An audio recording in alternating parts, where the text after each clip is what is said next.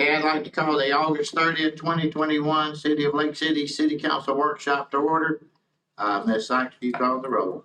Mr. Green? Here. Mr. Hill? Here. Mr. Jefferson? Here. Mr. Sampson? Here. Mayor Witt? Here. Mr. Traverline? Here. Ms. Fields? Here. Chief Gilmore? Okay, one thing I would like to mention is I know we're still going through the pandemic and we've got a lot of people in the city, employees and their families and a lot of our community and like everybody that keep them in the prayers. There's a lot of people going through tough times right now. At this time, we'll begin the workshop, and as we did last time, I wanted to see if council wanted to make any statements before we get into the Mr. Mayor, of it. I'd like to make a statement. All right. Last week, I was prepared to discuss the issues I had with the budget and move forward with the 2 meetings as scheduled. This council chose to stop that process and limit us to 1 meeting with a very limited window to get this budget completed and prepared. First, I want to speak to the largest operational and recurring expense in the overall budget and how we can mitigate these costs in a time of reduced ad valorem revenue to the city. The largest expense is wages and benefits. It's important that this council does not try to justify raises based on a one-time infusion of cash. Accounting 101 tells you that when ongoing expenses are raised, there must be continuing revenue to cover those expenses. With that being the case, I want to lay out some items in this budget and how I view them. First, I am for the proposal from the Fraternal Order of Police going to the step system and bringing all employees in the department in line with those steps. As I previously discussed with the union, I believe the offer they made of immediately bringing up the entry-level positions to the new minimum and taking 3 years to bring the other staff in line with the steps makes the most sense, and I fully support this. Hopefully, this will help the chief fill the officer positions that have long been empty and are still needed in our community.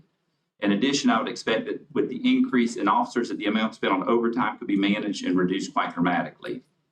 I reviewed the raises proposed by the staff, and I'm in agreement that every city employee making below $15 an hour needs to be adjusted to get us in line with the state mandate that is bearing down on us. If we do not do this now, we will lose good employees. The labor market has already started adjusting and in many cases paying $15 hourly already. In my opinion, this move may for a short time give us a slight advantage in the hiring process at the entry level when you compare it to the steps taken by the county. I'm also for all city employees currently making between $15 and $30 hourly participating in a raise structure to reduce the compressed salary structure between frontline managers and their staff. These raises should be part of a review process and have merit-based incentives attached to make sure the raises are most impactful to our most valuable employees. I am not for, in any way, shape, or form, an across-the-board raise to all city staff. There are several reasons for this, with my top reason being that the interim city manager position, city clerk position are on contract and as such should be reviewed and offered raises through a public review process. In addition, any department with unions that negotiate should have all raises handled through those negotiation processes based on the department needs and not through a standard raise added on top of the negotiated raises. I'd recommend that all managers and directors raises be limited to similar numbers to last year in the 2 to 2.5% range. I want to acknowledge that there are individual employees that are directors and management that definitely deserve more pay. And based on the previous human resources studies the city's done, and in my experience hiring professionals, there should be adjustments made. However, I believe these salary changes should be left up to the incoming city manager, whether it be Amy Fields or any other candidate.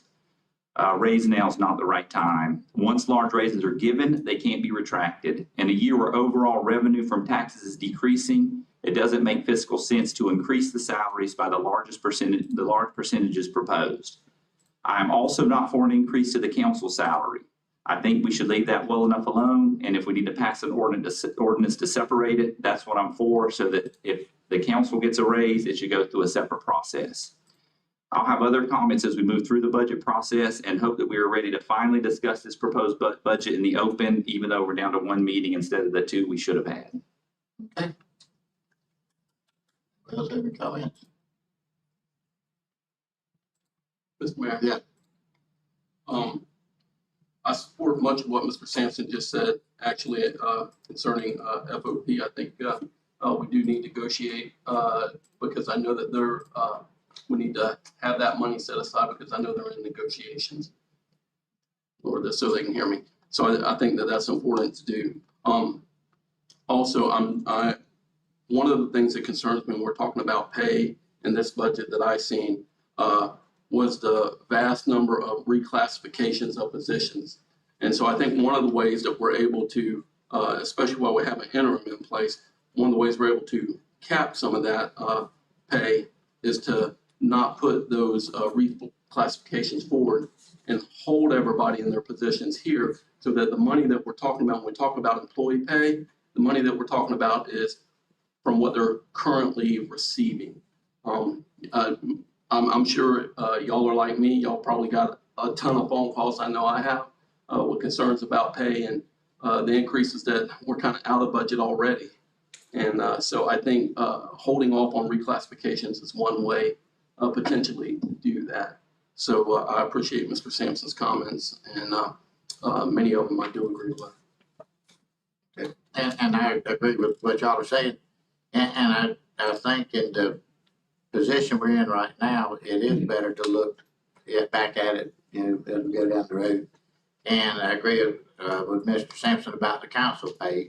And also the reclassification, whether it's up or down, should not be changed. It should be where it was.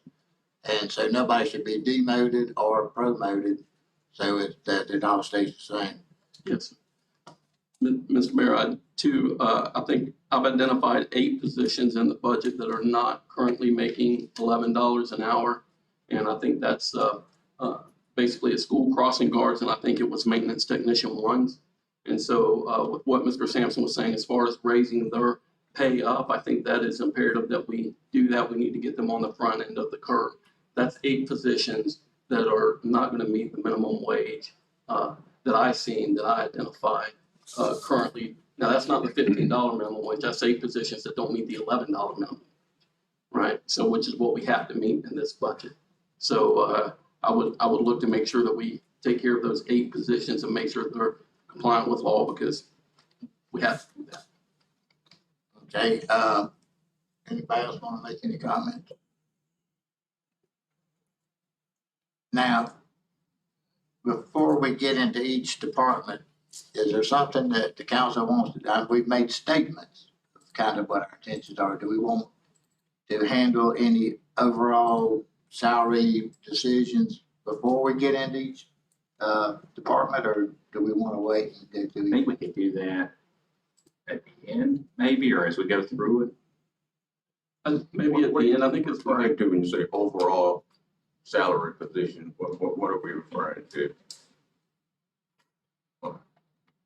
Say that again, Mr. I'm Jefferson. posing a question. The mayor mentioned the overall salary positions. What specifically, what are we referring to? that whatever, I guess what we're saying is wherever everybody was before 6 months ago, they stay in that position right now. Is that what you were talking about, Mr. Green? Yes, sir. So any position reclassifications, we would temporarily halt until we have a permanent city manager in place to review that. And then, so I think that we halt the reclassifications where they're at, up or down. And then, as Mr. Sampson said, it would be inappropriate for us to negotiate here for the bargaining unit employees. So I think that we need to separate the bargaining unit employees because they're in a negotiation process. And for budgetary matters, I think it's important that we budget for the ask that they're asking, but understand that they have to bargain that. And so I think you would separate out your bargaining unit employees. I do support Mr. Sampson's comment and Mr. Mayor, your comment for no salary increases for the council. I know I would certainly take my salary off the table, increase off the table immediately. So that would be a non-issue for me. And then lastly would be the charter members and who are under contract. The charter positions are under contract. And I agree with Mr. Sampson's comments. Those would be, I think, negotiated, in due course. I think all of them are fairly recent with the exception of the attorney who's been operating. And I'm sure when we get to his item in the budget, he can speak for himself. So I think those are easy things to do. Bargaining unit, charter employees, city council. Freeze the reclassifications. Mr. Mayor. Yes. Now, one item, and I heard some of it now, the getting the people to the 11. But I'd like to see that next step taken. I mean, the market is shifting. The public hiring market is shifting. Private industry is paying a higher wage at the entry level. We will lose good people to flip hamburgers, which is ridiculous. So I think that very lowest level, we should be paying a $15 minimum wage. I think, yes, we have 2 more years to get into it, but now's the time to do it. We can make that change. The county's breaking it up into segments. Who knows? Maybe we can hire some of their good people in the meantime. So I wouldn't make that change immediately. And I do think we need to look at the people in that $15 to $30 an hour range, because that compression is a real thing. We want to make sure that we're addressing that, because it's not right if I'm managing someone that's only making a quarter less than me an hour, yet I've got all the headache and responsibility. We need to compensate for that. But that's not something that's taken in a standard across the board raise. That needs to be a case-by-case basis. What am I doing? Do I have 3 employees, 10 employees? What's the difference? There's a difference in each position. But I do think that lowest position, we need to be at 15 minimum. Is that a consensus? Yeah, I would agree with Mr. Sampson on that. The thing that concerns me a little bit is I just don't know how do we handle that middle section, that middle tier. So when we bring our minimum wage to 15 for the city, right? And then you have the compression that happens in the middle incomes. How do we handle that here in this meeting? I'd be interested to. I've got an idea. So, and now this could be out of the box a little bit, but what if we know the average of what the raise will be? We can take the people making less than 15, we can average it out. Say this is their dollar amount increase. What we could do in the interim is say, cut it off. Say maybe in the 15 to 20 range, they get the same dollar amount increase that this group gets. And that way you have the same spread between them. And I think that would be pretty easy to do. Yeah, Mr. Mayor, I agree. I think Mr. Sampson is got a good idea. And then where would you cap that off? Would you cap that off at directors, or would you cap that off at assistant directors? Where would you cap I it? think in my idea, I'd cap it off straight across the salary line. So I'd say anybody, to me, 60,000. If you're making more than 60,000, then you're probably excluded from this raise. And I think that's the easiest way to do it. And at the same time, because the real compressions of people making the 15 to 30, they're the ones that feel it Right. the most. And that's where we have more impact to people's family and budgets too. Those people will feel the raise more too. And I think we need to take care of them. They do a good job. So I would cap it, say $30 an hour. And I think if we take that average raise that these guys get and we could just extrapolate it across that group, I think Donna could probably come up with that number pretty easily. Like just in minutes. In minutes. So that sounds like a very fair idea to me. That's me too. Anybody else? Let me be clear. Are you saying then that the mandatory minimum of 15, we're gonna resolve that here? Right. That's what you suggest, And then rather than. the next group, That's right. we get that amount of raise that got them to the 15. That's right. Dollar wise, not. So let's say that the average raise is just throw out $2 an hour. Then what we do is take everybody that falls that other range and then we get the same dollar amount raise, not percentage dollar amount. Yeah. I think that's the easiest, cleanest way to handle compression. I do too. Okay, anything else before we start on each item? Okay, let's go to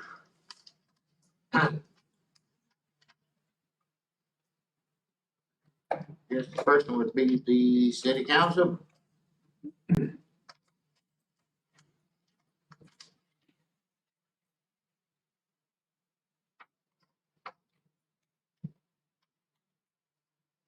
So everything would be the same unless somebody got something other than the raises.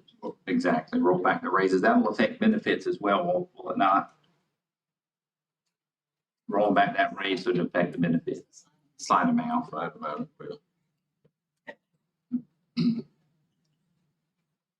Mayor. I know there's contractual services are tied up with that. Doesn't that include the search for the city council or city manager? Where's that? That's the budget? budget. That's probably this budget year. Oh, okay, you already spent it. We're gonna spend it before the end of the month. Oh, I see. We have until Yeah, the contractual is the That's election, the rezoning, the election redistricting. and the notification. Mayor, Uh, may I ask Fred a question? Fred, should that 5,000 be 7? For the redistricting, I recall that the price went up within the last couple of weeks. I don't remember if it's 7 or 7,500, but I do recall it's Yeah. at least 7. Yeah, that number did go up slightly. Do you wish to modify that, Mayor? We know the real number. If it's the real number, It went from 5,000, is what they initially had quoted, and then, like Fred said, when we spoke with them again, the amount was around 7 to 7,500. So we're gonna have to take the high end of that. If not, we're gonna come up short. So Right. at 75 for redistricting. That would be the change. Asking for the family discount. Mr. Mayor, yes, once we complete the city council, if we could go back to revenues, just for a minute, just because I have some questions and maybe Ms. Duncan can help. okay, if we take the salaries out, or the raises out, and then raise the redistricting, okay, we'll go back to the revenue. Thank you. We're raising, redistricting to what? 75, that would,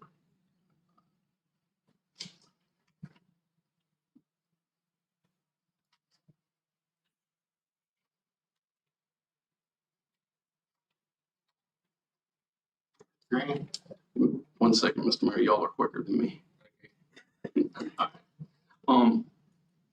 So, Ms. Duncan, if you could, just because there was a difference between the previous proposal and now, and I think the public would appreciate it. I seen that we had an increase in our general fund and an increase in our CRA fund revenues. And so I just would ask you to speak to where that money came from, why the increase in the last 2 weeks.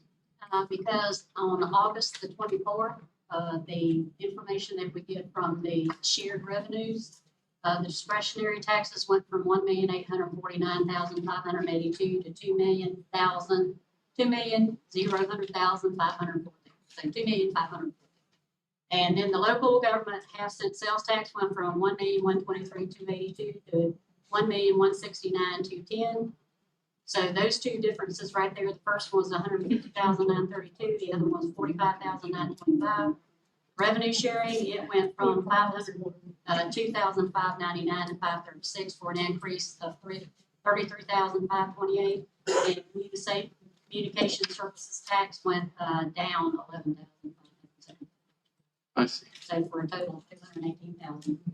And the CRA fund was part of that revenue, is their fund went up as well, right, went from 526 to 531.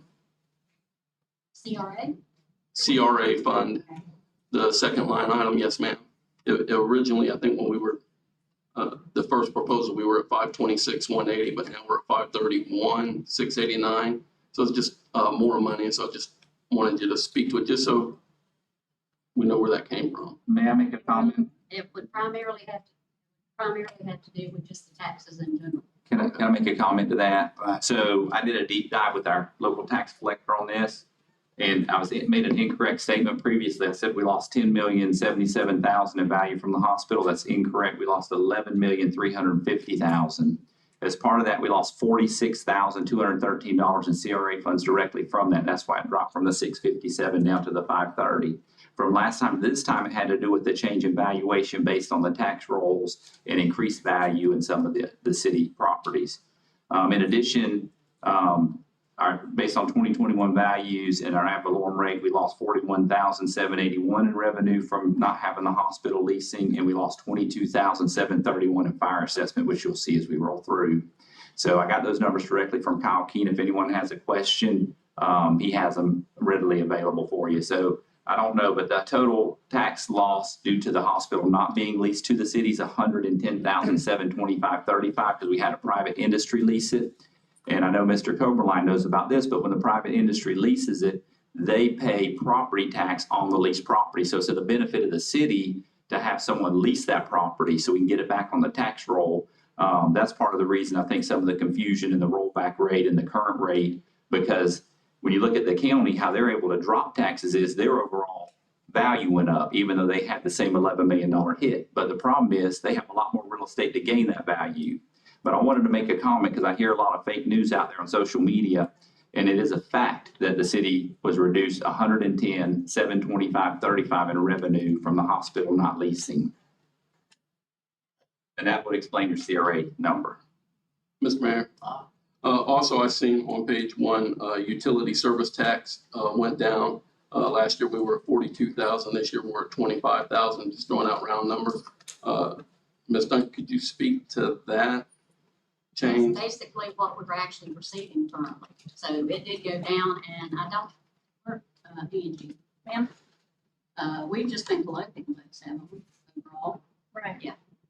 So it's based on what our actual numbers are that are coming right now. And then continuing down that page, I see that alcoholic beverage license tax went from 23,000 down to 5,000 for That's income. based on the same information, because we do, generally, we budget based on historical amounts.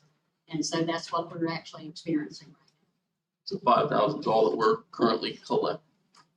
Okay. So that brings up another question. Are we collecting all of the business taxes and licensing taxes that we were collecting previously? So one thing I think of Mr. Young's department probably has a handle on that is finding out if people are still in business but not paying their tax. And that's not acceptable. So it might be something worth looking into because that's a precipitous drop from 23,450 to 5,000. Where at the same time, you see some of the other things like the mobile home license tax went up. So it doesn't make a lot of sense. I think people still drinking the same amount. I haven't seen a whole lot of establishments close. As a matter of fact, we've seen some new establishments. So where's the money? Mr. Mayor. Yeah. On page 2, I'm trying to get through these. I just have questions. Sure. On page 2, for rents and royalties, we went from 41,000 to 159,000.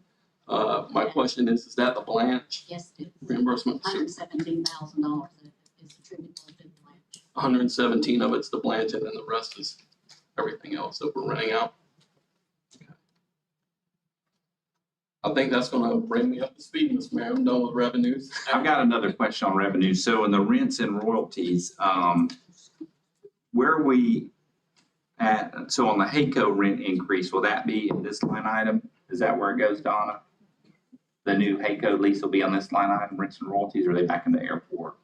They'll be here for revenue, correct? That would be in the airport. Okay, I just want to make sure when we get to it. Anything else under that? Anybody want to do anything under? Okay. And we did city council, city manager.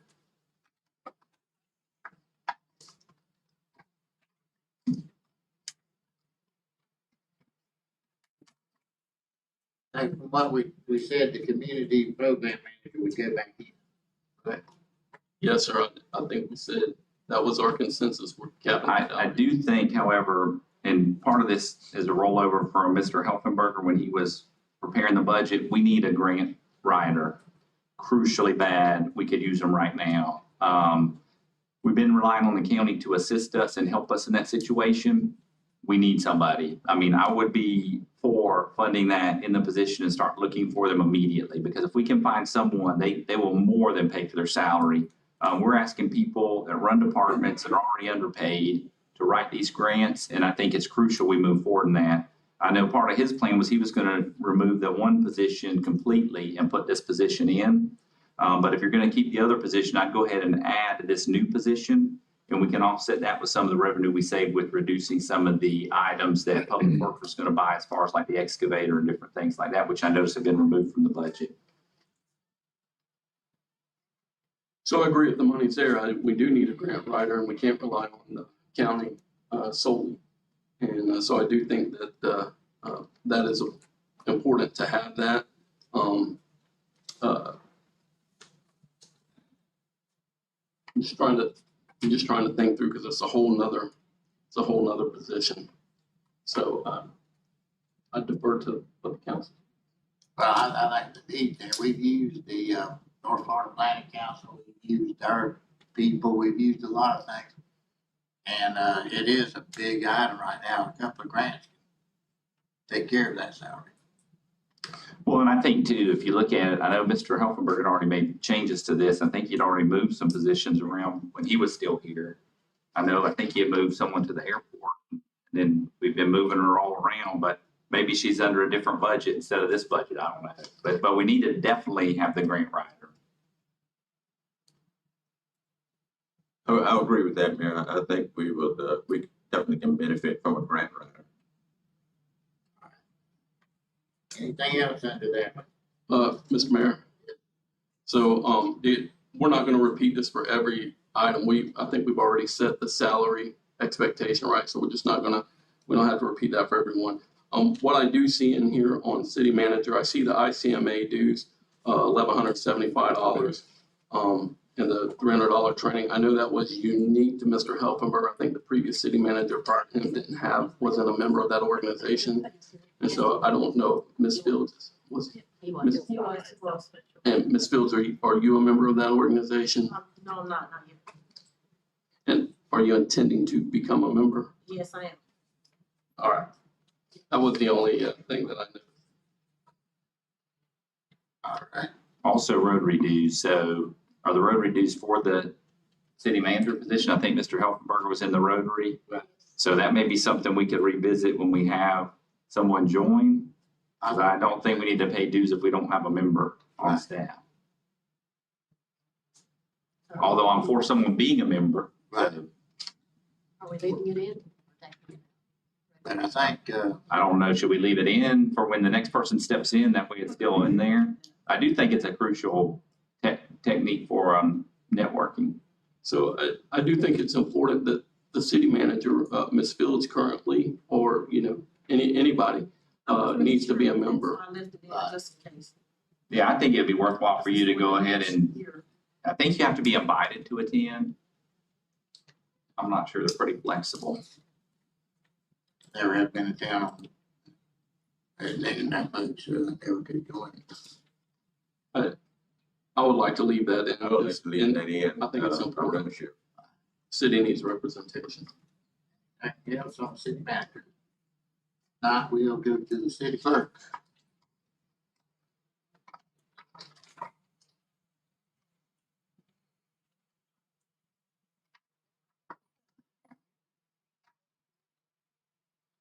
Mr. Mayor, one item I noticed here, and I think the clerk has the mobile device archiving platform. I think that's on here, the $10,000. We currently do not have one. Okay, so is that for the future purchase?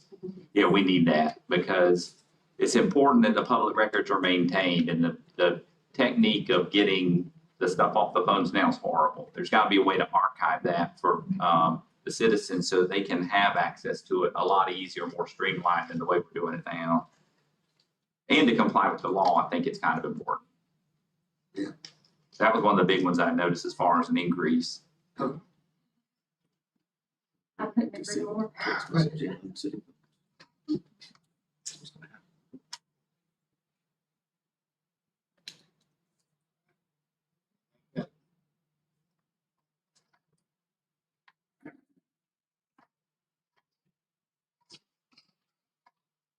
Mr. Mayor. Yeah. I feel like I gotta say it every time. So after this one, I promise I'm not gonna say this again. But anyway, we've already handled the position schedule. And so I believe that the clerk's office has one of the positions we talked about, but we're capping all the positions. So that will affect the clerk's office in this particular. Then next is human resources.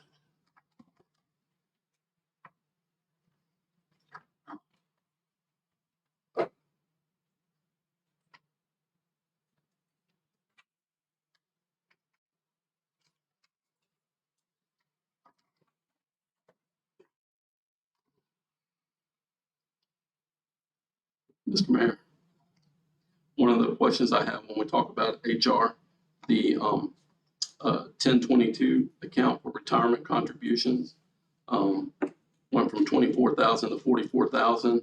And I'm assuming the rentals and leases is probably gonna be the copier prices going up, I'm assuming. But, if maybe Ms. Duncan or Ms. Fields could speak to the, increase in the retirement contributions, that's a significant number. The way that we do the retirement contribution is generally based on our general pension. We don't have enough people left in the general pension, and I had to actually go back and look at it because I think it is, there are people that were in the general pension, that's the reason why that is going up. But it's basically whatever it calculates in the system. Right now, everybody who's in the system is under FRS. But if there was an adjustment in there because you have to adjust that for the general pension, then that's where that would be coming. And Ms. Duncan, is it correct, if you have a vacancy, for what you're doing, you're having to max out on the vacancy? And the other reason is too, is because when Audrey received her raise, she's at a senior management position level with FRS, so that would increase it also as well. For HR? Oh, I'm sorry, we're back in the clerk, I'm sorry, not HR, sorry. So for HR, for the retirement contribution going up so much, and I know we currently have a vacancy, so my question is the reason because we're maxing out what we think is the potential liability for the vacancy? Part of the reason is because there were additional duties that were put on that department because of whenever Steve Roberts left as the safety risk management. And because of that, then the salary is higher in there, so therefore some of those rates come up as a result of that. Okay. Anybody else got anything in the human resource? Okay. Legal.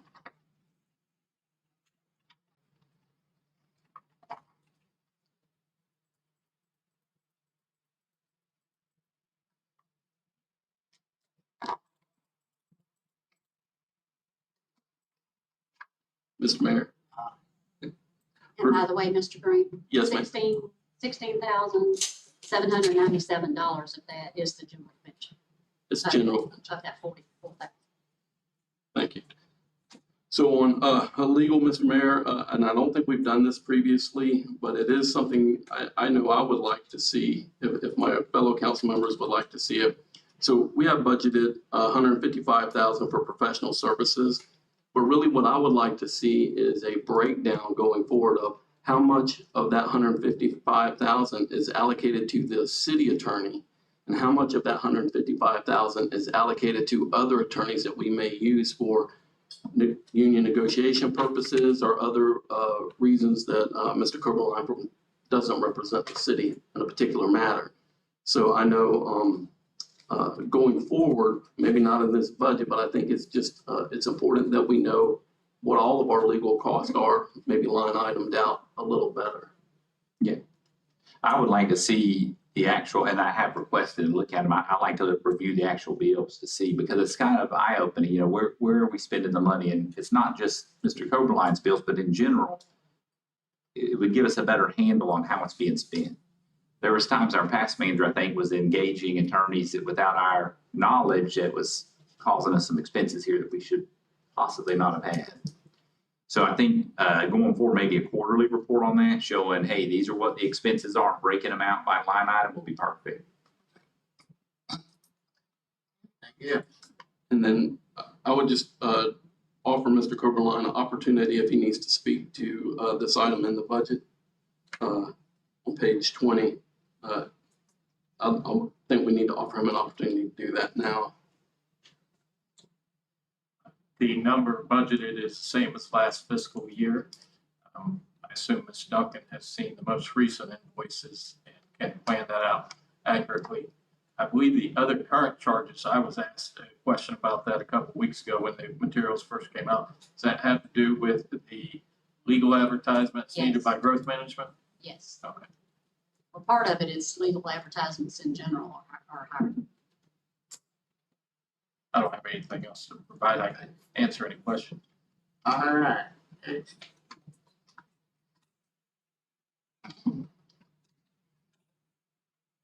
The non-departmentals inside that also. Yeah, And there's a lot of questions there, I'm sure. Page 22. correct.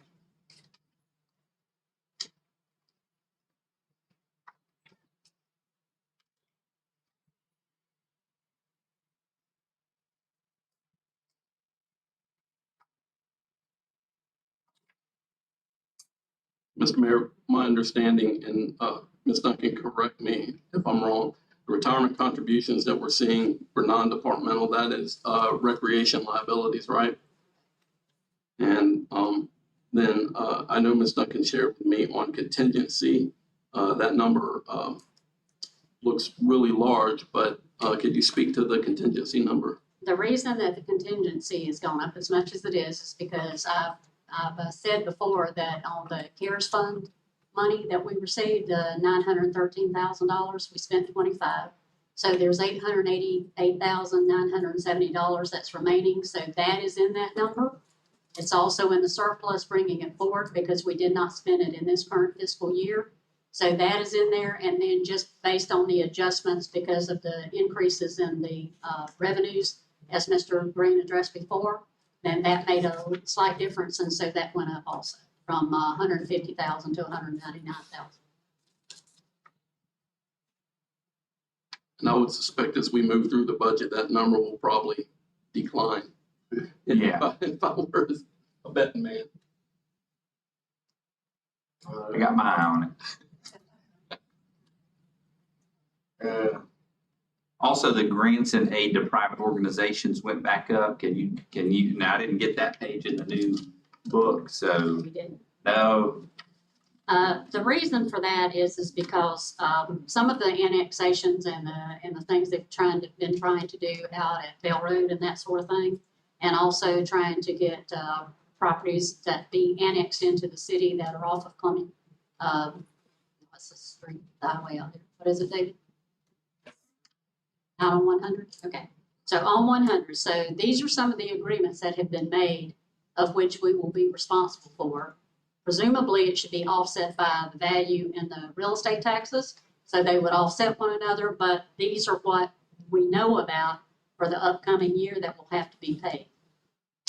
And I believe that's a number that may get larger Yes. too, as we annex further and make these kind of deals as the city grows. So I would expect to see that possibly get larger. How much was the amount, David, that we talked about on just, who was it? Yes, on Werner alone, it was, yes. If you look at the current value of the $43 million, or that's presumably what it is right now, obviously at 5%, that's going to be, well, 5 mils, that's going to be substantial. That sounds like a tax cut coming for people when that time ends and they start paying their full rate.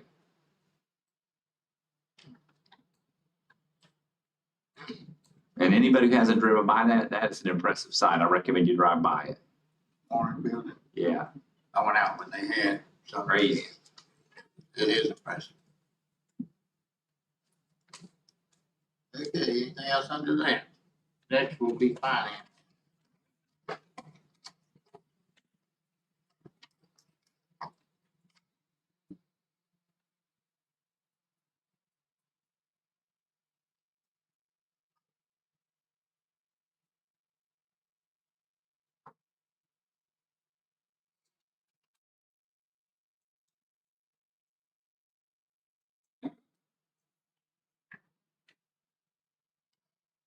I had one question on this, Mr. Mayor. So on the Dun and Bradstreet subscription, we have to have Dun and Bradstreet, is that correct, to apply for like the ARPA funds and the other funds coming out? Is that something that's required?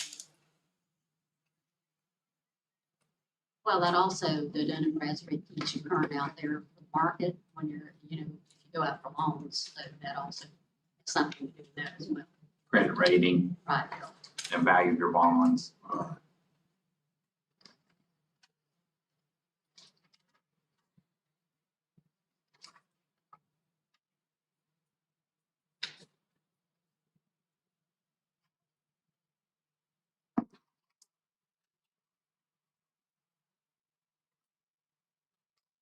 Nothing else, so I'll move to information technology.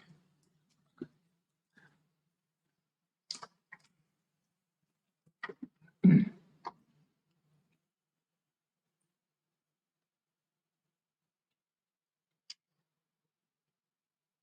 Mayor, a couple of things that stuck out to me on page 27 for IT. Of course, utility services was zeroed out last year, and that's up to 7,000. I'm sure that's their share of the utilities for the building. So Over at the girls' club now, since they moved to the girls' club. I see. Oh, that's a good point. Yes, ma'am. What was that? Girls club, so the 7,000 on utility services.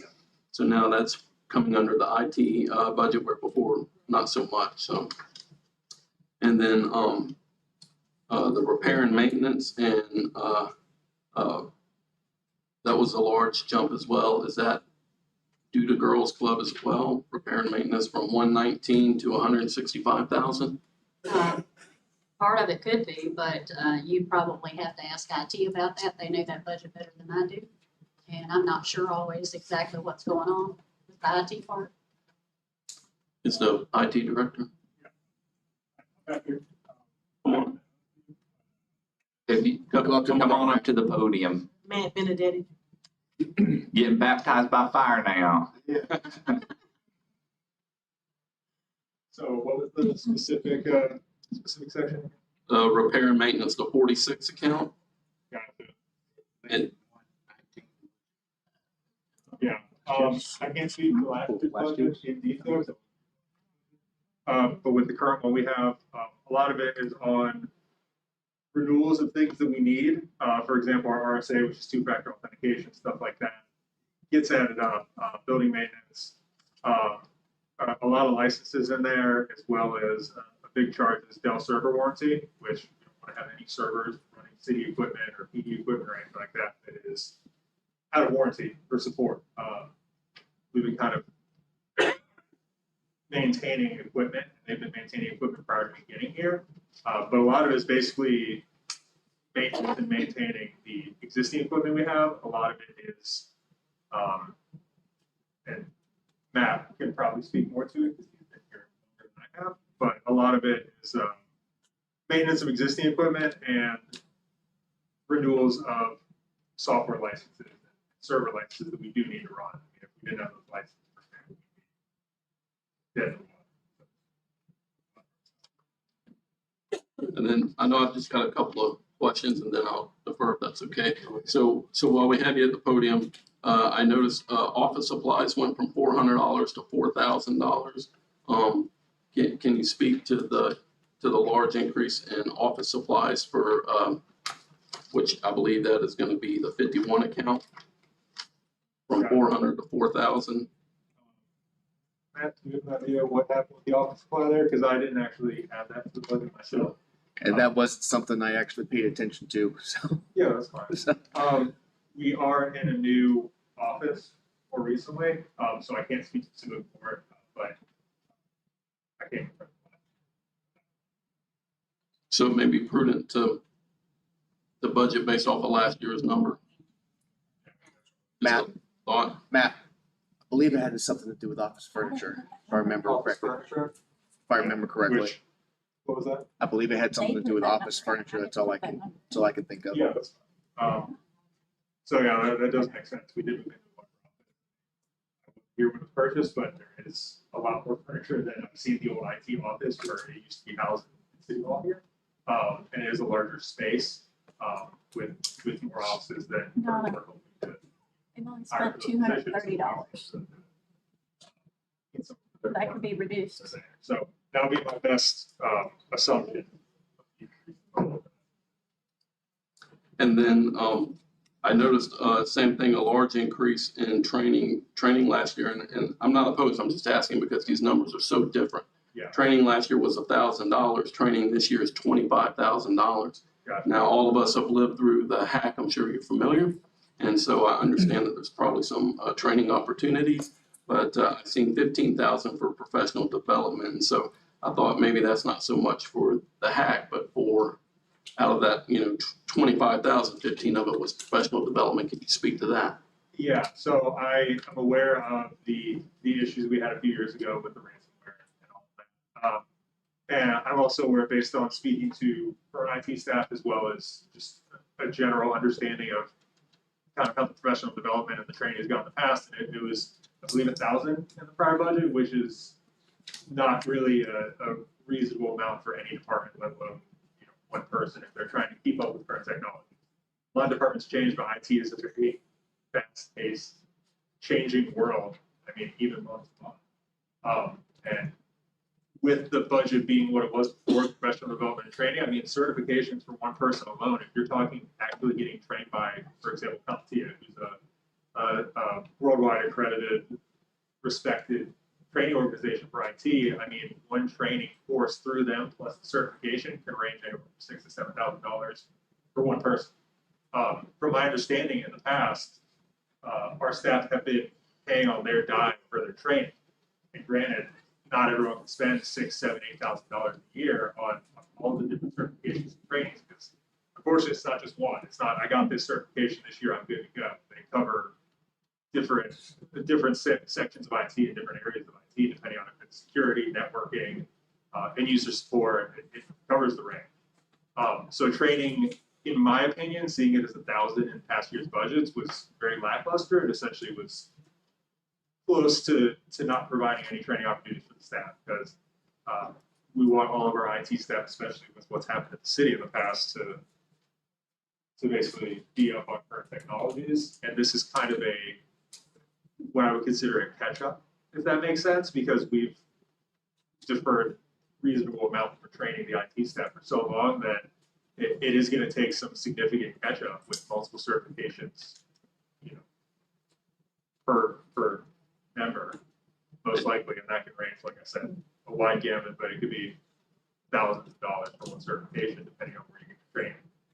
That makes sense to me. The last question I have, and then I'll turn it over to my colleagues.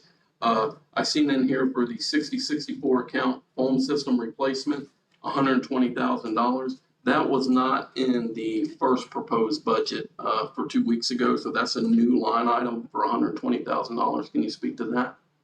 I haven't looked into all the specifics of the new phone system yet, but I do know our old phone system is aging.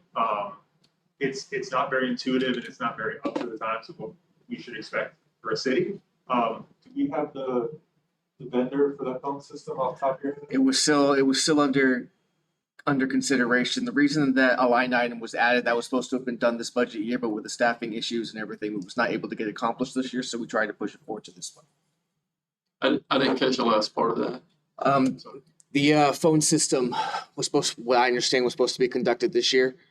But with the staffing issues and everything that we've had with the IT department, we tried to push it over to the next upcoming budget year as well. Is that citywide? It's not, obviously, we're not going to put $120,000 in the phone system in this building. No, sir, We're it's not gonna be here. it's citywide. Correct. Yeah, it's basically the entire back end. It's not just replacing desk phones. It's back end servers, back end. You know, it's the installation of all of that equipment. So it's basically putting in an entire new back end and front end system that will cover the entire city and touch essentially every department. Thank you. Good. Anything else? I'm good. Good work, Kirby. Thank That takes us to procurement.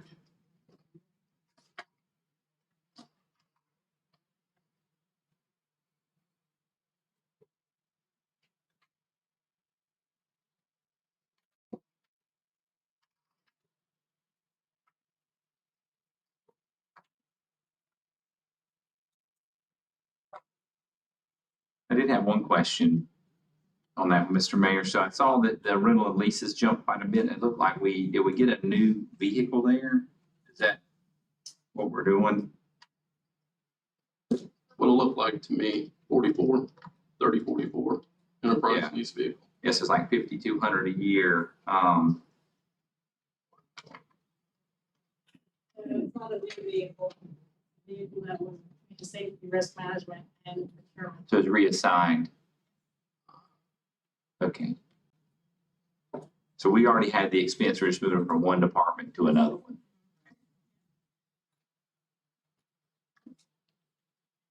Did you, okay, so that makes me ask another question. So did you have a vehicle before? No.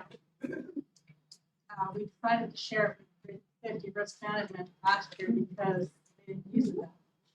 So shared it between the two departments. I mean, we run back and forth to the warehouse. We have to go back to the warehouse. We have to go pick up gas cards. We have to. Sure. So we use it for that.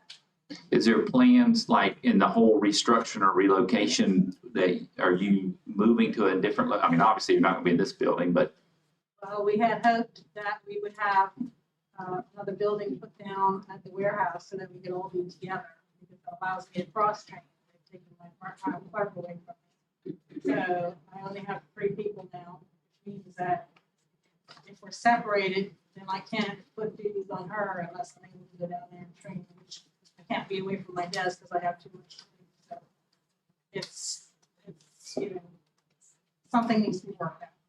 now I know I did a tour down there at the barn and I think, now this is back when Mr. Henry was still, before he was out, but they had some space set aside for you guys within the barn. Is that, so now we're talking about another building in addition? They do have space behind the warehouse. Once we start taking deliveries behind the warehouse, we want to be able to do. Problem is that there's only one person at the warehouse. If she's out, somebody has to leave the office to go down there and take care of the warehouse. There's deliveries that come all times of the day. If somebody's not there, then we have to leave to go down there and then come back to the office. We need to be all together so that we can cross-trained and everybody can work together and we won't have to worry about who's going to cover the warehouse, which has been a big issue in the past. Well, so with that being the case, would it make sense for y'all to be right in the front there? It's, you know, where the protected door is, y'all just be the first group people see, or? Trucks don't really have a whole lot of room to turn around. I guess, back out. Okay, So, I'm not gonna be for building any building out there. I think there's enough space, but there might be a way we can reorganize the space we're using. Now, I don't know what the will of the council is, but I think it's crucial that we get those in time.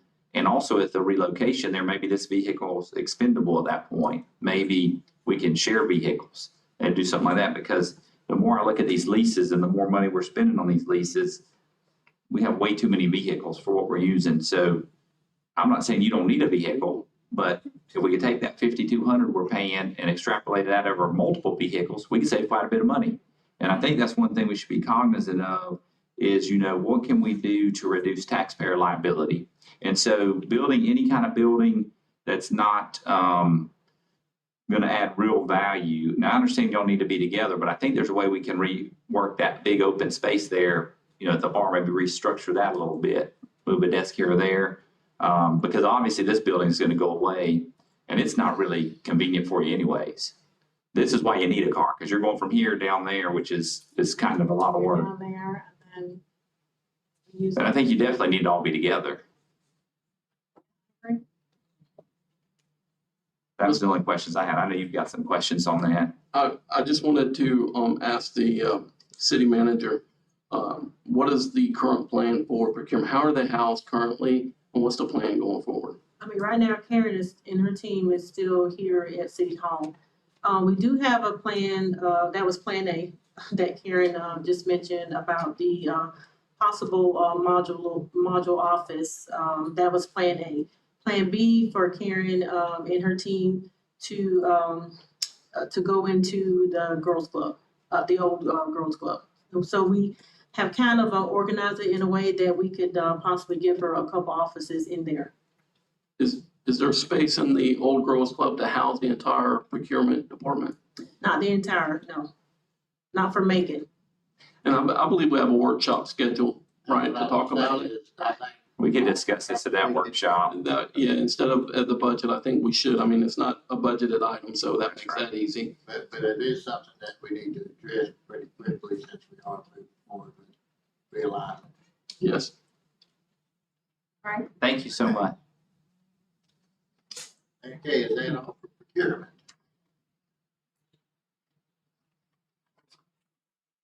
Takes us to vehicle maintenance.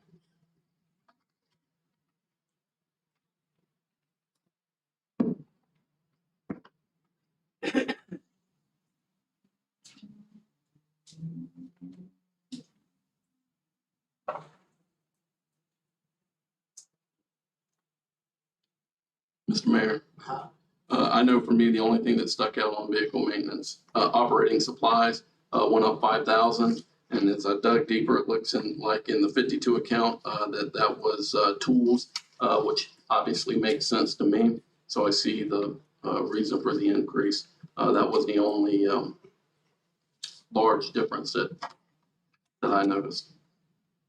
That's everything. Everybody. We will move to general building.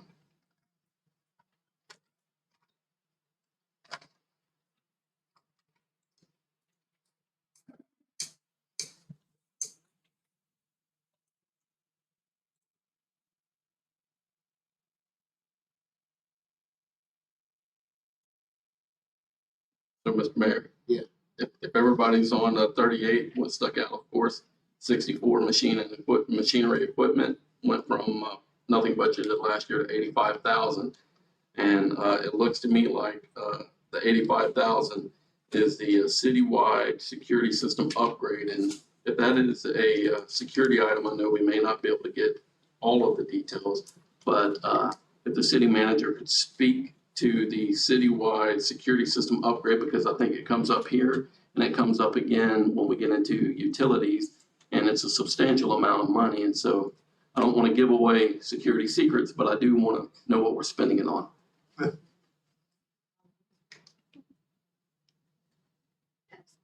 Actually, I don't have it, but it's more than one department. It has to do with all of the ones that are in the, under the general fund. There was the Public Works, because Public Works, their system is not working at all currently. I understand, and I mean, it's working, but it's not very well. So the whole thing is to make it more cost effective overall, was to do those items all at one time. So that, because all of them really need upgrades, everything does, all of them. And so we just split this figure up amongst the different departments. I don't know how much of it IT's got, or Yeah. and then so IT's would be in there as well, if there is one associated with that, but I know that one primarily, I don't have a piece of paper, like I said, that gives me the breakdown. The IT department sent it to me, but the biggest one in there was the Public Works system. Public Works. And then and this one here is pretty large under general building as well, 85,000. And what is do we have the total? It's included, all the total for the general fund ones should be, the 85,000 should be in there. Oh, I see. So all general fund is rolling into the 85,000, and then the non-general fund is going to be in those departments. Correct, those funds. And is this just a camera system? Is that what we're talking about? Is it more involved? You address it, or? You want me to, or you want to?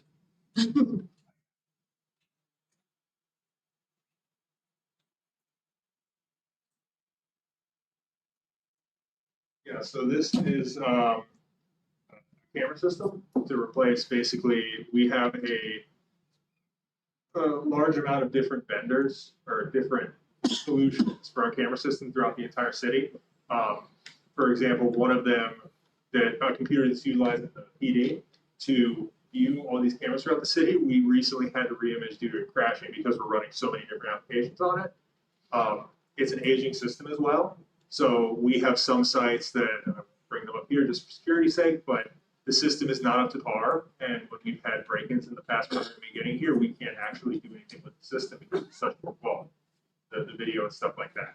So issues like that, where our camera system is just not up to par throughout the system and it's so fragmented, this is bringing it all under one roof because we already are due for an upgrade regardless.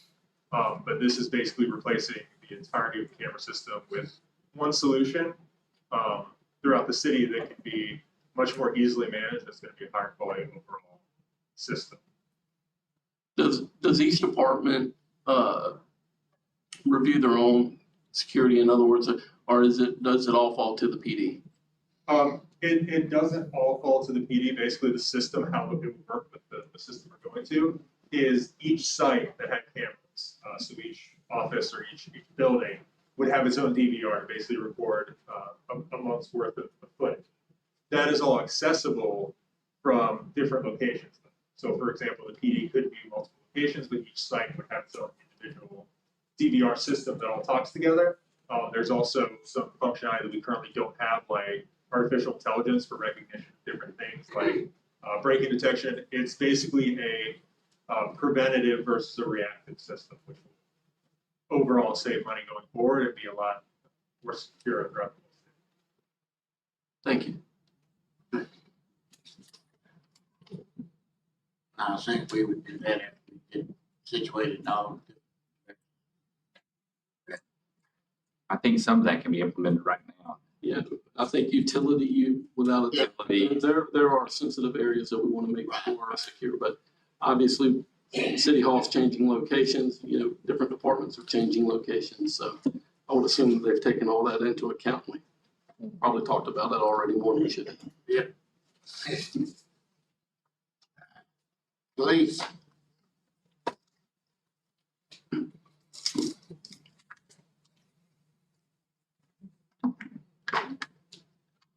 I know we mentioned earlier, Mr. Mayor, the negotiations with the Fraternal Order of Police. Right. And so with that being the case, I think, we don't need to cover that here because we're going to be in that process. As far as other expenses, I know one expense I've been looking at is the rental lease expense. It's quite interesting talking about it in the other departments.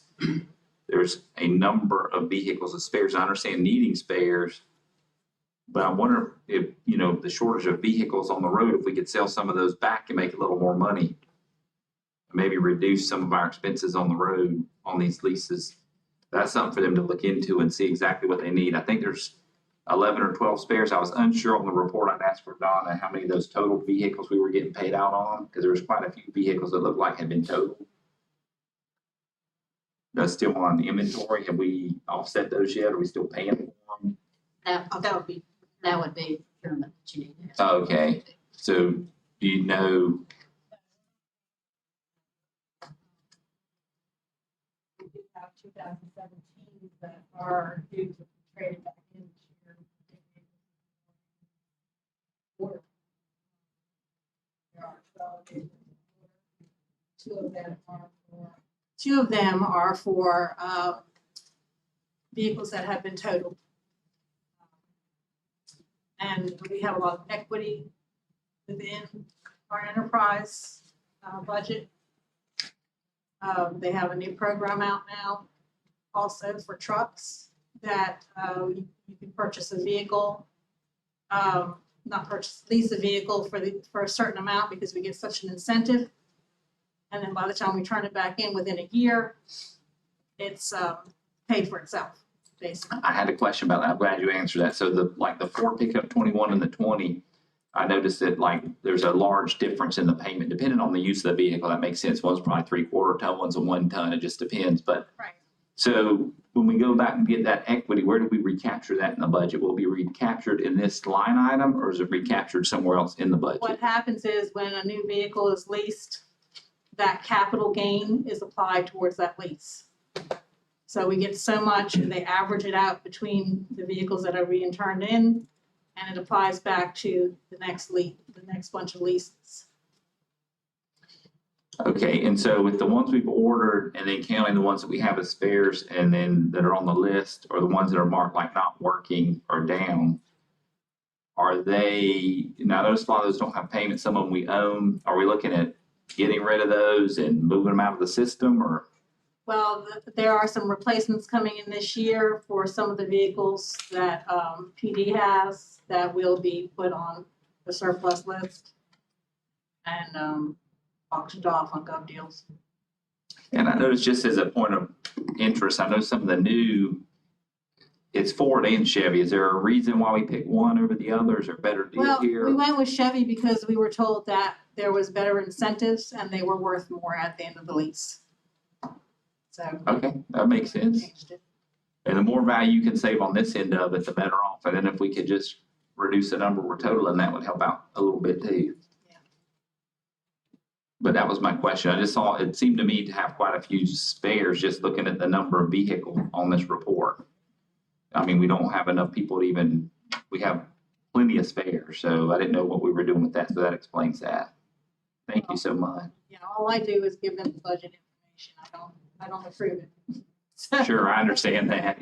For sure, I understand that. So you didn't approve 11 spares, or however many we got in this report? Okay. It was done through the city. Chief,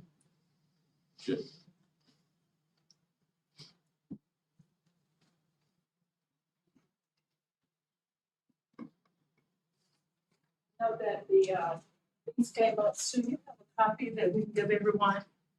What I'm gonna give you is a number of how many vehicles we have. We have 56 right now. And one is a mobile command bus. We have 5 spare marked vehicles. That's for patrol. If something happens, a wreck, traffic crash, or something like that happens, or reserve person come in. We have 1 evidence crime scene unit, which brings us down to 50. We have 4 units being surplus. As Karen already mentioned, replacements already ordered. We have 42 sworn officers, and that means at this point now we have 45 vehicles. We have 1 unmarked task vehicles, which now bring us to 3. And then the 2 of the marked units are on order and we're waiting for delivery. So we have 0 spare units in our fleet at this time. So I want to make sure that you get a copy of this to show that we don't have vehicles out there that are not assigned or they should be. So all of these chief marked, turned in for surplus, not replaced, or not in operation, those are coming off of that report. Those are the ones that, make sure I understand your question. The surplus, yes, it does, we give those back to Karen, and Karen does make sure that we get replacement and all of those on. But I just don't want the perception out there that we have a lot of vehicles that we're not doing anything with, and they're sitting in the parking lot. That's not true. That's not what we have out there. If we have spare vehicles for every shift, and we have to have spare units in case something happens at night, that we can put an officer in a car. So this here will explain all of that to you on the end that shows you where every vehicle is and where they are and what they're being used for, and it shows you where we are with our total fleet. I want to make sure that we got that perception clear. This is a good report. It kind of matches what I got here from, I believe, procurement as well. So I'll go through the numbers and look at it. But so, stay there, Bobby. you know, we'll probably have a lot of questions, maybe not too many, One but question I do have is, I know we battled for years about the anti-alley with the sheriff, and I think we finally got permission, and give us an update where we are and whether. Sure. So the anti-alley is critical because if you would notice on your phone bill, that money actually goes to the county.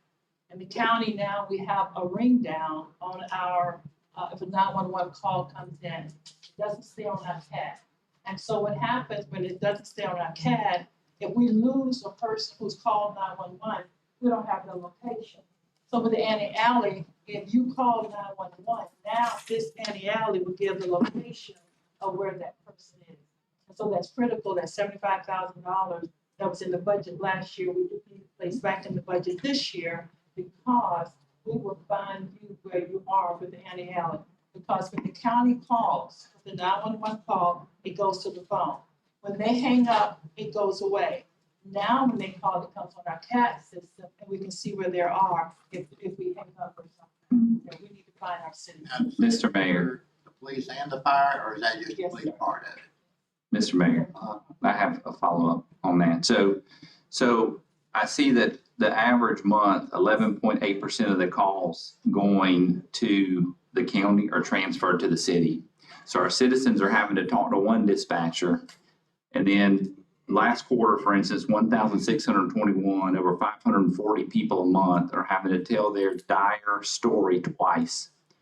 Wouldn't it be in the best interest of the city to consolidate and have one dispatch unit with the county for situational awareness, for the cost savings that we could get, and at the same time, to help our citizens get the service they need in the time, the way they need it, without having to tell that story twice.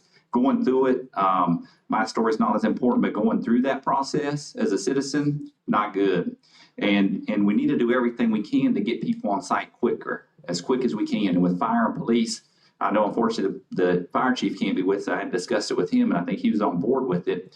But the county seems agreeable to taking on that service, and our dispatch employees providing the service and only costing us $250,000 a year, which is quite a reduction, which you could use in your budget towards some of this increase in salaries, which I'd like to see go to the officers. We could pay them more. If we're agreeable to that, I think we should move forward and engage on that, because to me, it makes no sense that we're having 1,600 calls a quarter that are going to the county, not to the city, and then we're having to transfer them back. And in your emergency, you don't have time for that. It's got to go to where it needs to go, because that's why we're losing the calls with the Annie Alley. So we can alleviate the need for buying that. If we had one dispatch center, they dispatch directly, and then we would have that situational awareness, and we'd have that call coming in and not have to transfer, and then we wouldn't lose the call. We'd know where they're at. Is that correct? Well, first of all, you made the point of why we need Annie Alley. And that's what we were arguing that point clearly when we tried for years to get it. So thankfully, we do have the access now. But the part is where you don't see the total picture of that is this. Our comm center is not just for situational awareness with the calls. If we don't, we are the only law enforcement agency in the city and in the county that's open 24/7. This is where people come in. We've had victims come in where they've been stabbed, right? They've been stabbed, and that's where they come. This is a place also where the exchange of babies are, and so many things happen in our comm center, in our lobby, in terms of where we need. If we did not have that, that means we would then have to hire people to be in the lobby. We call it going dark. We don't want the only law enforcement entity in the city and the county not to have 24/7, 365 days where we have someone there to respond to their calls. So it's more than that. And the second thing is this, or the third, is that we just spent $10 million in our comm center to make sure that we're interoperable with all of the law enforcement in there. So we still got to pay that up to 2029, right in our comm center. So I would definitely love to have a sit down with you and show you the pros and the cons of what you shared with us today. But at the same time, we can also show you all of the work, all of the things that are going on in our lobby with our comm center that many of you don't know. So therefore, it's not just a cost saving, but it's safety for our citizens. The Florida Highway Patrol, they don't have 24/7. The sheriff's office is out there, they're closed. It's an administrative building. We are the only law enforcement that have someone in the building 24/7, 365 days a year to ensure that our citizens are safe. Mr. Mayor? Yeah. So that's a good thing, and I would think if we could save almost $400,000 a year by transitioning this, we could pay someone to be there on those shifts, because to me, that's important. But the 540 people a month that's having to talk to two dispatchers, maybe we need to hear from some of them. The Annie Alley certainly dismiss all of that. That's exactly why we're saying the Annie Alley needs to be there.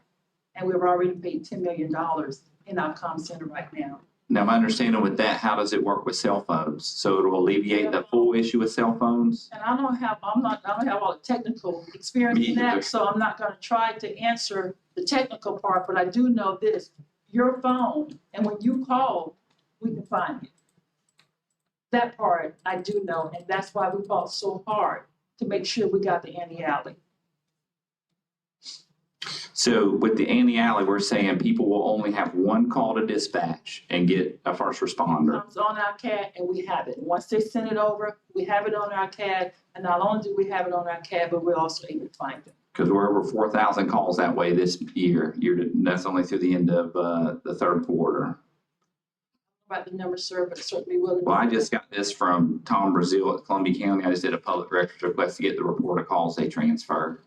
So I'm still really concerned about that. When you're holding someone's head up to keep them from dying from an issue and fires dispatch, because fires dispatch a lot of times on the other calls, it's very disconcerting to talk to two dispatches. And if we could save one person's life, I'm all for it. And that's exactly why we went for Annie Allen. I'm probably not answering that as correctly as I could, but I would tell you that's exactly why we fought for Annie Allen. So, and that's exactly was my argument for starting before.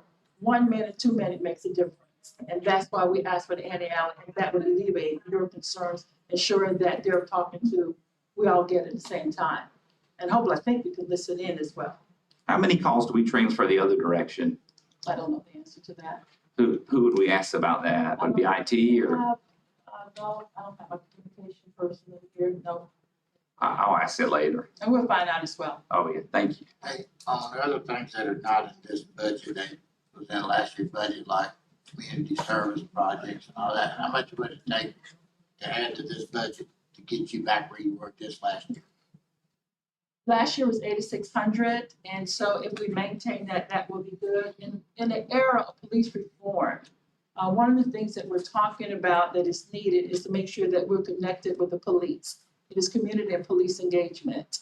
And we don't want to have the perception within our community that the only thing that we're doing is having enforcement in our community. We need to be present when activities are going on in the community. We need to make sure that we're engaging in outreach with that, because you hear the community saying, we want to know you, we want to see who you are. When they're having events, we want to be at the table, because the only time when we come into the community, we don't want them to think that we're only coming in because we want to make an arrest. But when they're having something, when they're doing something, we want to make sure that we're part of it.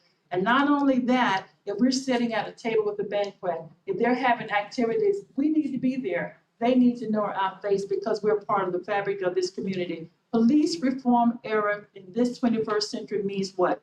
Police and community engagement. And it cannot happen if we don't have outreach events to ensure that we're present and that we're showing that we're part of the fabric of this community. Mr. Mayor, oh, go ahead. You can go ahead. You sure? Well, I was just gonna ask where that was cut out of the budget, or where it was reduced. I didn't see those events. They're not on the budget. Because I didn't see any line items reduced in the police budget. Where? 48 account, there's no 48? promotion activities. Yeah. Right. Marginal, there's a line. The 8,600? I think it's fine to have the promotional activity. I think really when you look at it, the only difference between this year's and last year's budget, the two big ones, one was training, which I think I have an answer to what happened there. And then the other one was a reduction in the life, health, and disability, which is quite a big drop. And then the operating supplies went quite a bit up. I wasn't sure about that. I figured that must be one-time purchase. Maybe we buy something in advance, which makes sense. But so that 8,600, again, that's for doing events in the community. The breakfast with the chief, those kind of things. That's for the breakfast with the chief. I mean, I'm for that continuing.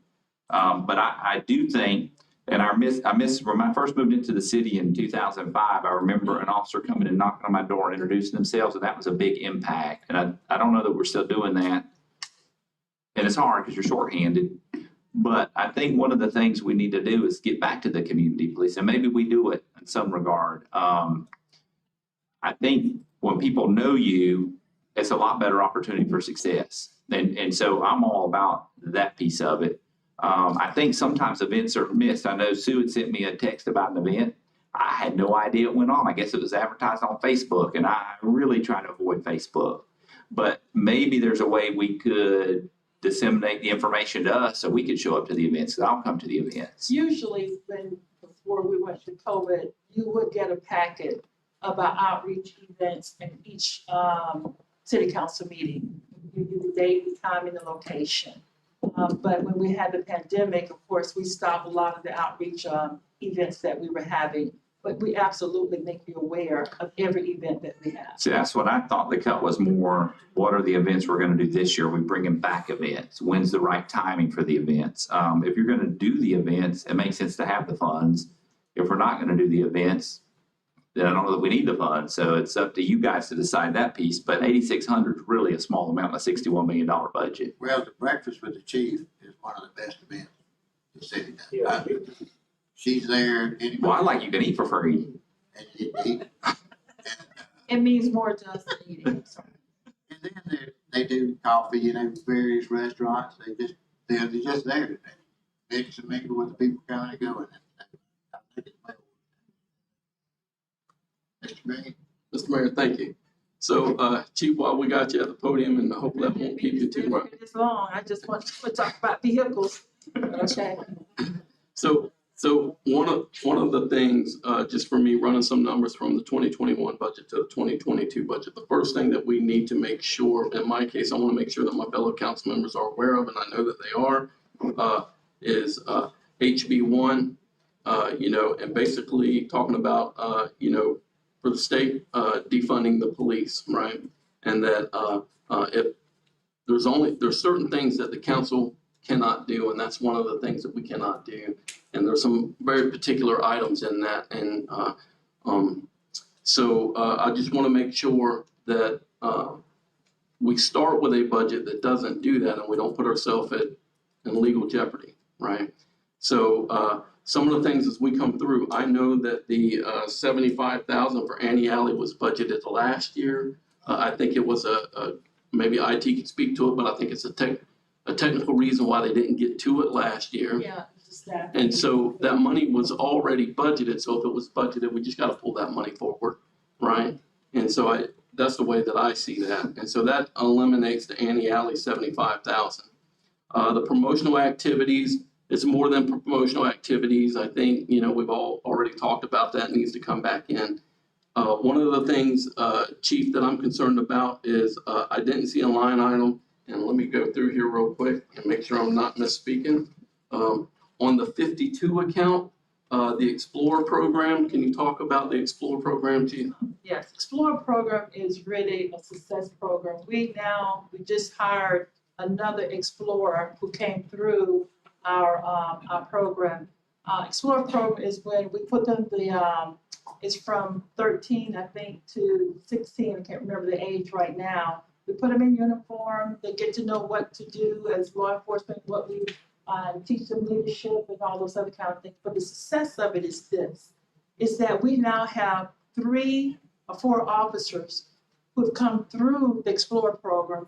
2 of them are now sergeants. We just hired one this week who's now an officer as well. So he's already familiar with what we do. And as law enforcement, they become a success for us. Not only that, they augment helping us when we are parking, because we also teach them what to do and how to do, clearing buildings and all those other kind of things. So they become mini police officers, if you will, and learn how to do it and come back now. As I say, we got about 3 or 4 who are now police officers, full-time police officers, and they start out while they're teenagers. Mr. Mayor, so with Explorer, I know like in Gainesville, back when years ago when Old Ridge was there, they actually had a paid component to it. And I believe it was funded through a partnership with maybe Workforce. And I was wondering if we had that as well, because Workforce could be a good tool through DEO to actually fund that, because some of the people that it opens up who can participate. Because a lot of times in things that are strictly volunteer, it limits your ability to get some people involved. Whereas if there's some function to help offset the costs or help out that way, gift cards or gas cards and different things, I think that's a good thing. And I think Explorer is a good program. It's an excellent program. If we could pursue that, it might be another partnership. I know Workforce is open to partnering quite a bit.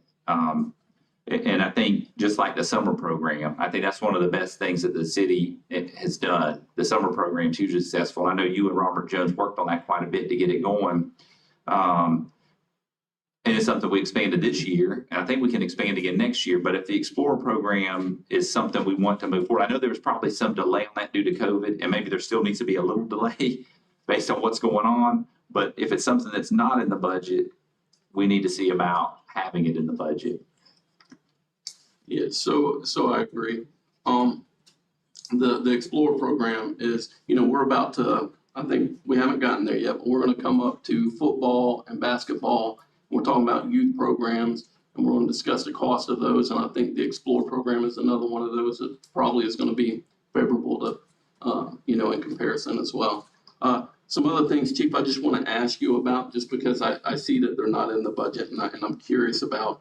Can you talk to me a little bit about cell phone use and data collection from the officers, more so than just calls, right? Could you talk to that? So the city, we gave our officers flip phones. And I'll pause for that just for a moment, flip phones. There's not much you can do with flip phones, right?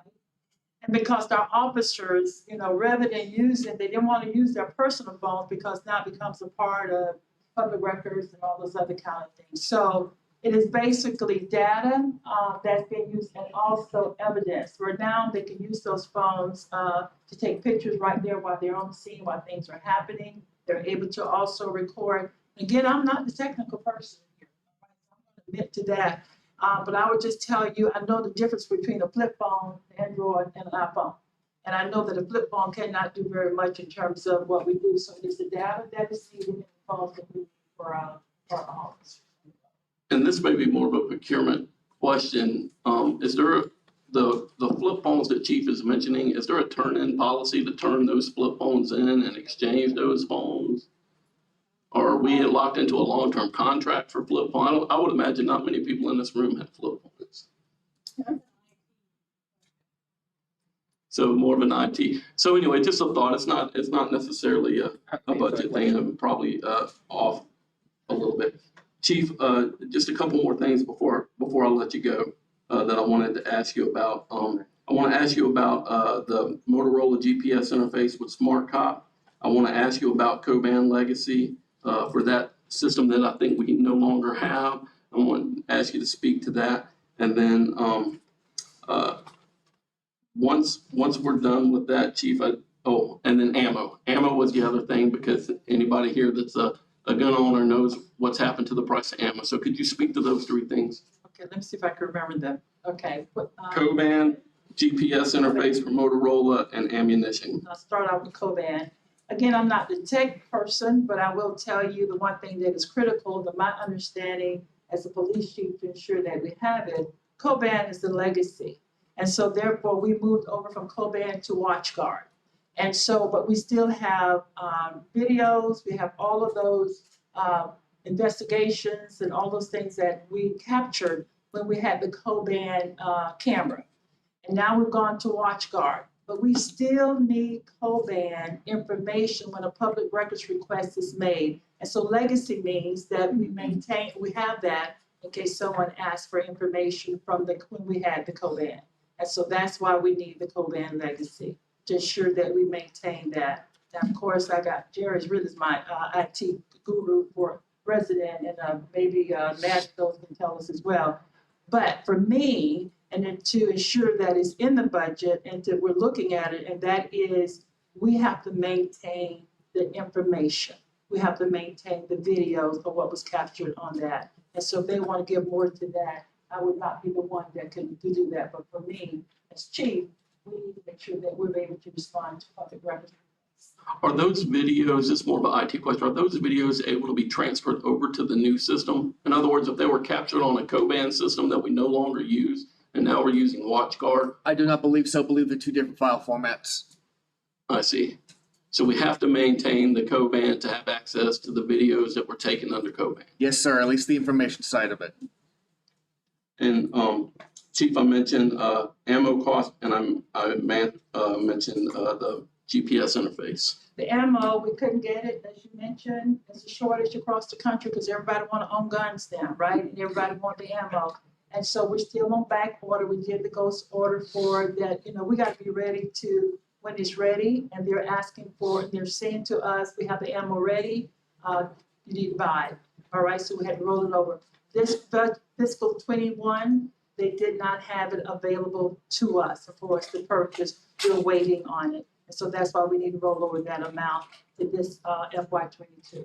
So it will be a rollover cost, That's the what ammo, and an increased cost as well, I'm sure. It's in the operating supplies. It's a big, It's already there. yeah. Huge. Yeah, that's a big one. Right. So, so those were the questions. GPS. I did, yes, ma'am. That's critical. When an officer Right now, when an officer is in a car, we know where they are. But at a spur of a moment, if they have to jump out of the car and get into foot chase, or if they're in the woods by themselves, we need to know where that officer is. So the Smart Cop GPS will allow us to know where the officer is in an emergency situation. And as you already heard, we are short, right? And so sometimes our officers are on scene by themselves. We can't, if they get into a fight, we don't know where they are if they're out of the car. But this GPS will let us know the officer. The only thing that officer can do is hit the button and they're out, or when I say out, they're incapacitated, or if they're in the woods by themselves and they need help and we need to find them. This software will enable us to find that officer. Chief, I think I may have said that was all, but it's not. I want to ask again, and this is not anything that's in the budget, so just an opportunity for me while I have you here before I get too in the weeds. But K-9 officers, my understanding is we have 2 K-9 officers currently. We have 4 shifts. Do we have 3? And because Park dog is not out, he had. So how many do we have currently, Chief? 2. So we have 2 K-9 officers currently, right? But we have 4 shifts, correct? Yes.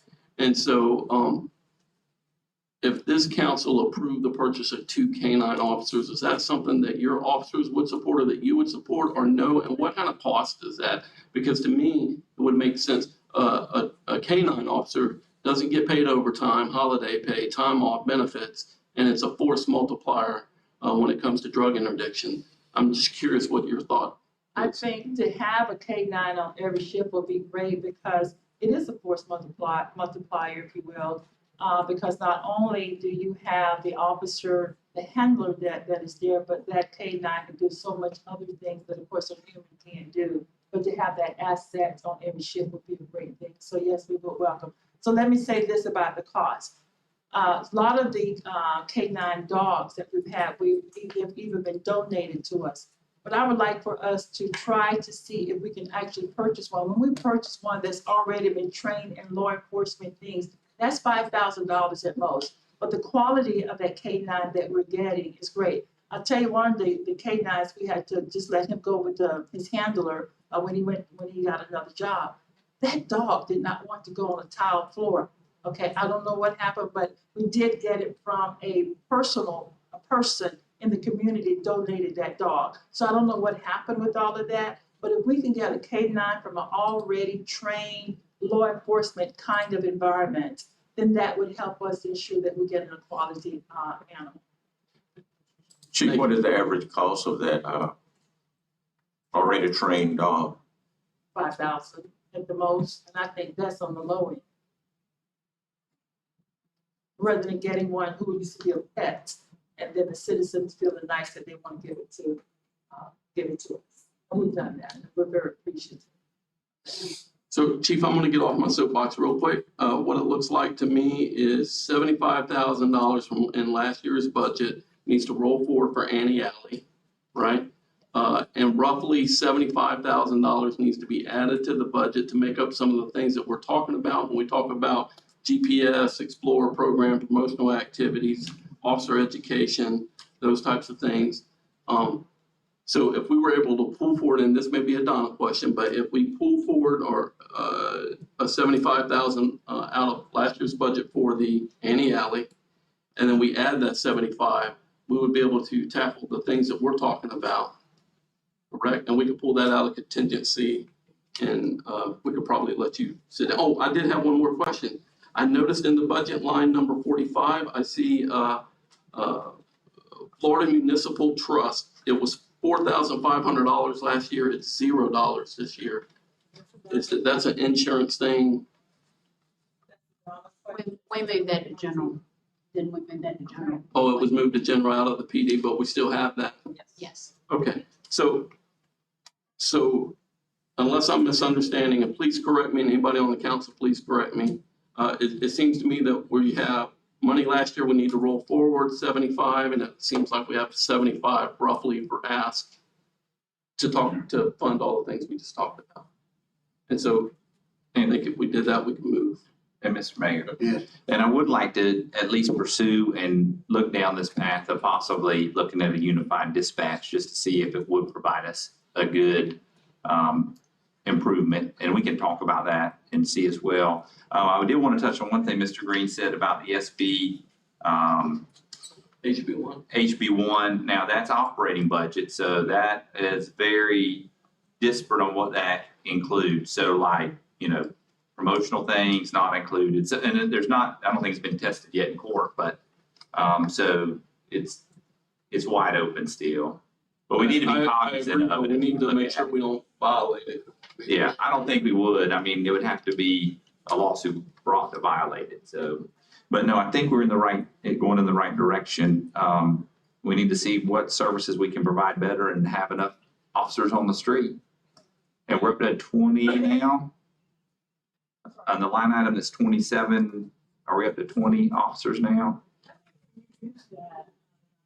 Maybe you talk about 42 officers. Yeah, I like it how we break it down. I think you're only talking about Yeah, because you're actually short some other areas too. Like I think you're short a lieutenant and some of the, yeah. Records, school crossing guard, reservists, and like an officer, we're only down 7 officers, okay? 7. So you have 20, because you have all the sergeants. So on the officers on the street, we budget 27, so you have 20. I believe that's the report I looked at. So that's good. We're improving and it's moving forward. Good job. Chief, what, I'm sorry, Mr. Jefferson. Go ahead. You're a popular person, Chief. I'll defer to Mr. Jefferson. He's the senior guy. Well, I wanted to be sure before you left the podium, had you lost 3 officers' positions and That was proposed. proposed, not lost. So I want to make sure that that had been properly vetted, that you're not going to lose the 3. I think we're talking, We already, Because I think we talked about that already. And I think too, we're talking about that as part of the union negotiations. Right. But no, not. That's not union, we're talking about. Well, that was the part of rolling back the changes to the numbers. Right. Yeah. I assume that was part of it. Yeah, right. Thank you very much. Mr. Jefferson, you still have to speak. well, I still need to get a clear answer. That's going to be handled along with the union negotiation, And, the 3 officers? and what our decision earlier on to roll things back to where they were. Okay.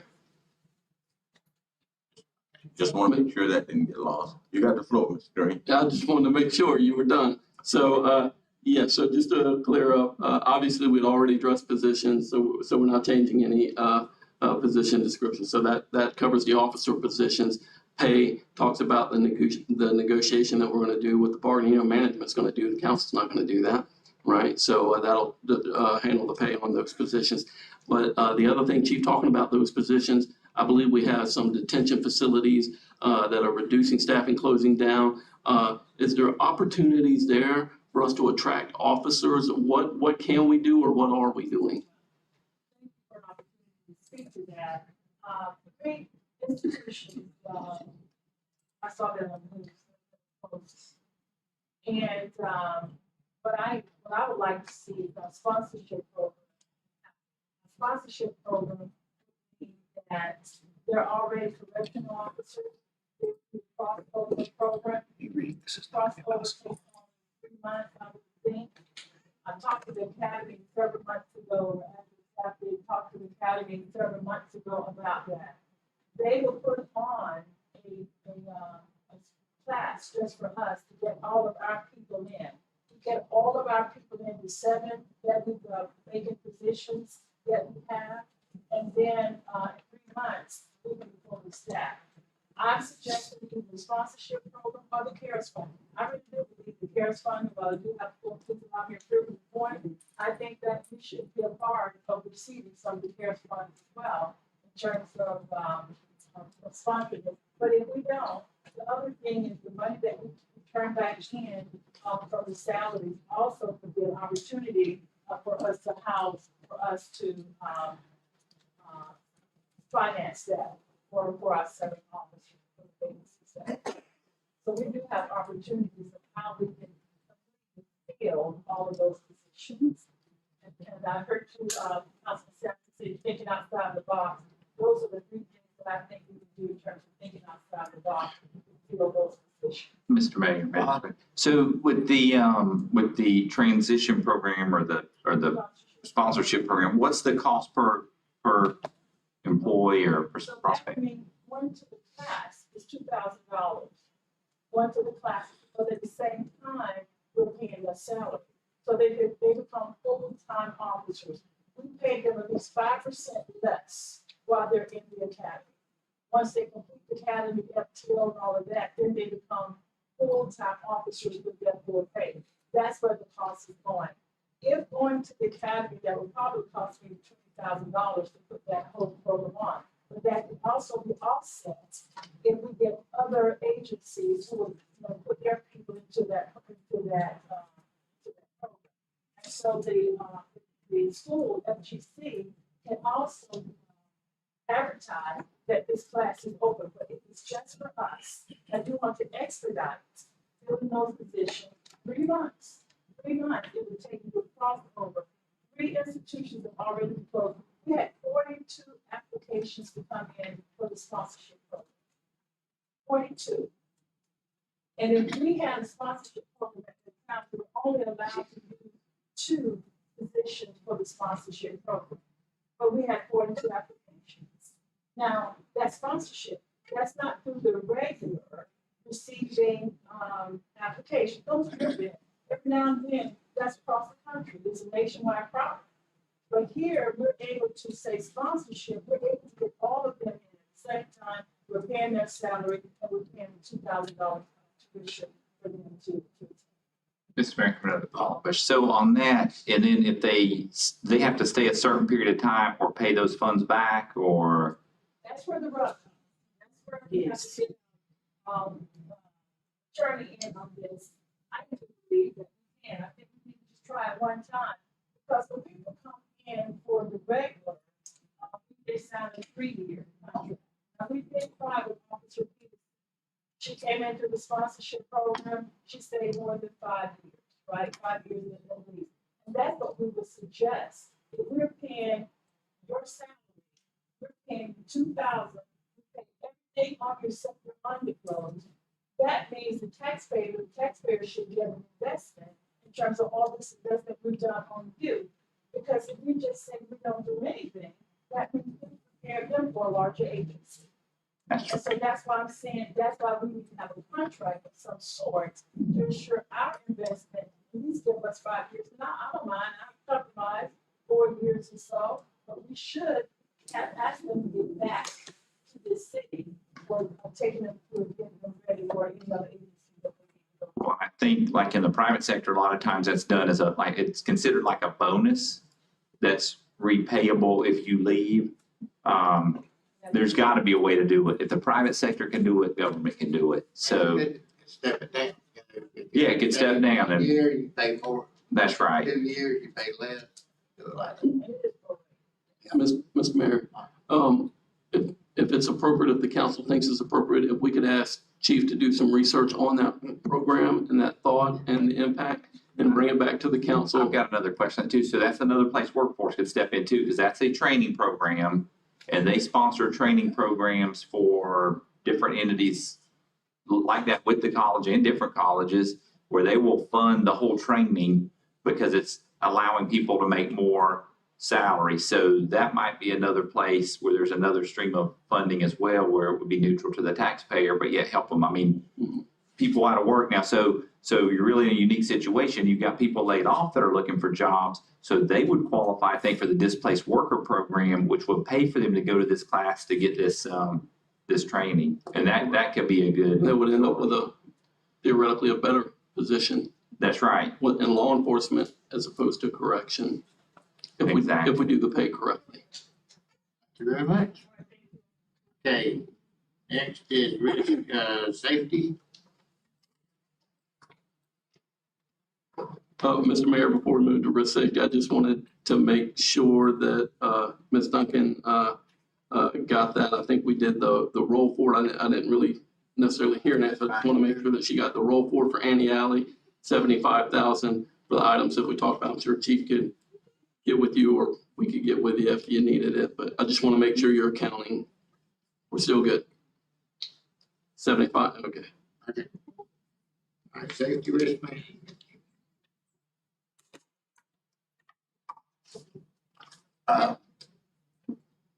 What are we doing now with the safety and risk management? That has been assumed by HR since, probably May of this year. We're doing all the safety and risk and workers' comp. Through, HR? Yes, sir.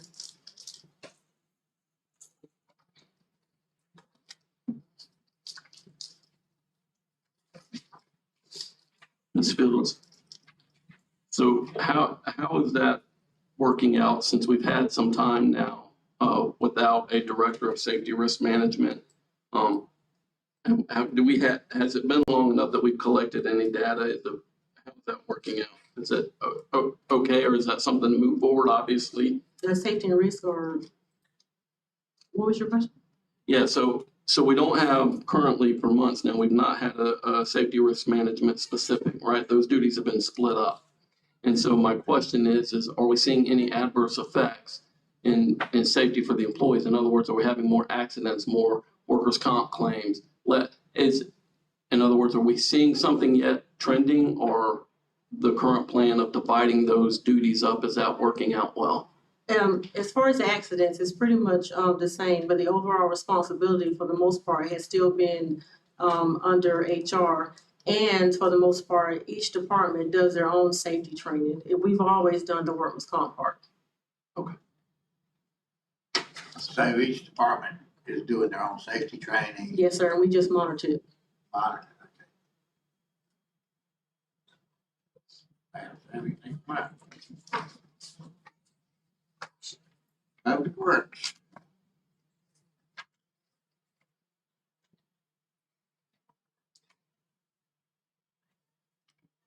Mr. Mayor, I have a comment to make here. I know we had talked about those contingency funds. And just recently, if you go to the line items about the capital outlay infrastructure, we have three pieces in our district 13 that we really need to address that are pretty bad. I know Brian has the pricing on them. I believe it's 285,000 roughly. Is that correct? Look at that book. And it's specific, it's Quail Ridge subdivision, which if you go on YouTube, you can see the people patching their old road. It's been horrible for years. And it's a road we need to fix. And then it's the road right there, Grandview to Alamo, as you cut over there, Lake Montgomery to Alamo, right?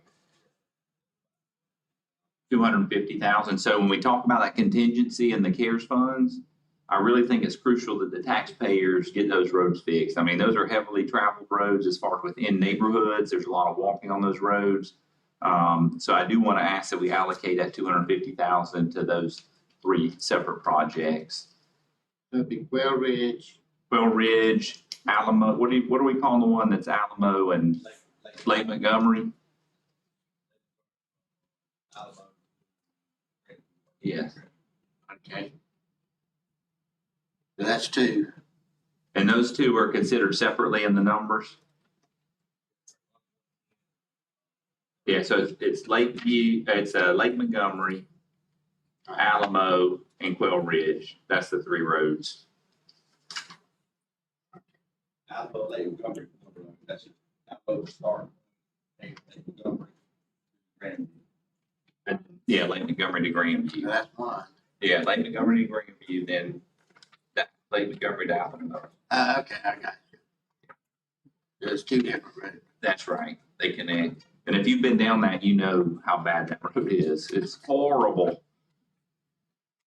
And then the other, Quail Ridge. Quail Ridge. Quail Ridge is a subdivision. If you go down Bascom North and you turn right like you're going back to Home Depot, it's in the right back there. And it's, again, that road's got some major problems. I don't know that it was put together right to begin with, but the city assumed ownership and it's pretty rough. And hopefully when they're doing this, this will fix some of the problems with when it rains out there. And I think this will fix some of this. There's inverted driveways. So you can't get it out of your own driveway on the city street, which is a problem. So would we be lower the street? It's gonna actually be a little higher, I think. It's too low now. Yes. And wouldn't that cause flooding back on the property? No, because it's going.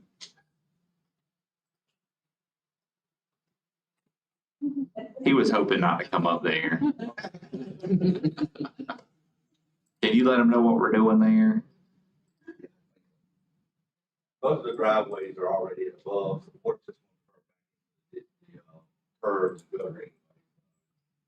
That also includes raising all the storm drain structures, the manholes, the valve boxes, so that's all going. So it helped the flooding problem too. Yes. It has been a problem. It's been horrible ever since the first house was built there. Okay, so those three projects would add up to, It's actually two projects. One's Quail Ridge, right, which is one whole field. Second is you're only paving one street, Alamo to Grandview, Lake Drive. That's what Lake Drive. It's just two streets. okay, that's how much. 115. So 250. So that's, So that anybody else? that's 250, and then I know that we have budgeted right now 244, so that would bring that number up, right, to 294, total for capital outlay infrastructure, with Railroad Street, Caroline Court, and Somerset, and Summer Breeze, and Summertime, right? And, And don't forget that parking lot downtown. so that 250 would come out of, where would that come from? The infrastructure number you were talking about earlier. I got you. Yes, sir. The surplus that we had, yeah. Okay, Remember I said I had my eye on that? there you go. I see. All right. All right, thank you very much. I understand. Mr. Mayor, in the initial budget, Gurley Avenue was in there, for overlay, but now it's taken out. The issue with Gurley Street, we're working with some grants with local officials. Storm drain has to be fixed before we can pave the road. Multiple holes that he's washing out, it will be pointless to go pave the road and then you road will fall in. We took Gurley out. Yes. Storm drain system repaired first, make it right, then we have the next year's budget, have it paid. About how much is it? I mean, just ball. 96,800. But you think you might get a grant to do that? We're looking at trying to get all that covered in that grant. Grant now to get it covered. Right. Like we got, But you gotta do all the other work before you can, if you don't fix down here, up here just won't fall in. right. That was already, that one was taken out. We started this bills and with us working with a grant operator. And they're Anything in the else on that? process of writing the grant now. It's up to 174 million. So far, so good. Who's writing that grant? North Florida professionals. And this goes back to why we need the grant writer because, Because if the grant Exactly. writer got that one project, they would pay their salary. yeah, and in addition to that, these other streets could possibly be in the grants as well. I mean- Looked at a couple more streets in the same area, covered by this grant, that's been covered by so much Mhm. that.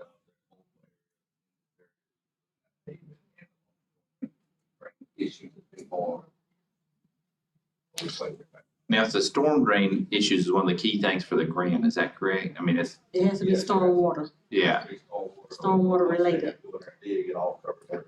that's right. So are we gonna be upgrading any utilities underneath that as well as we do it? System, what we try to do is anytime we pave a road, we try to just define or upgrade what we got to. That road can't fix everything. Well, why not do this here? Lake Montgomery, y'all been working on Gurley Street for a long time. So why not put the same funds towards Gurley Street that you're gonna do Lake Montgomery? It's just very hard to do. But I'm just saying, both of those streets, Gurley and Quail Ridge is, both locations are in pretty bad shape. And you've been working on Girdle Street for years. I mean, y'all fix it, washes out. Fix it, and you still gonna have a washout. So why not go ahead and fix it now? Put, like I say, the money that you're gonna do towards Lake Montgomery, put that towards Girdle Street, cause Lake Montgomery, it may be bad, but I don't think it's as bad as, Lake Montgomery may be bad, but I don't think it's bad as Girdle. So that's just my suggestion. Yes, I agree with her. First, we have to, it's not taking us over. It's not on time, but, when found out that storm drain is having to be from early, it's had to connect with the, storm drain. Good for either way. Is the grant writer specific for stormwater? Is that why the grant writer is being used for Gurley? In other words, as opposed to trying to get a grant for Lake Montgomery? We actually met with her and, both of us over with, in this meeting, when we start talking to her, we start talking about a lot of stormwater issues we was having. And it's just some of the stuff that come up, we have to look up here, we had it back. Third Street's always been a bad issue. That's when I first came on. I know that, I don't know if you have a clue on this answer, maybe, it feels that, what's the time frame on getting the grant or not getting the grant? So we'll kind of know, hey, we didn't get the grant, I'm told October, that's the deadline, okay. but they are in the process of working on that now. Hey, with that stormwater grant, so I'll have to discuss, I got some stormwater issues to talk to y'all about, you two, but, I think Gurley Road definitely needs to be done. But if we get the free money, or not free money, but the grant money coming in, I'd much rather use that because it's gonna fix more of the issues at one time. I mean, you can overlay that road, but it's gonna be right back in the same situation it's in now.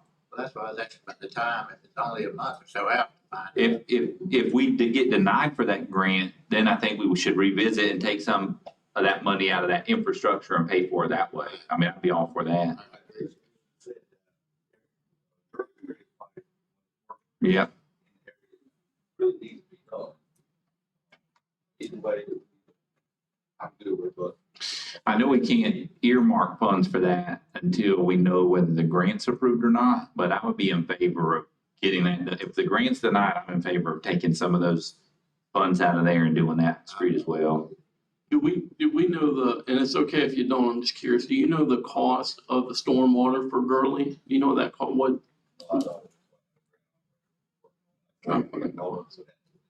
Sure.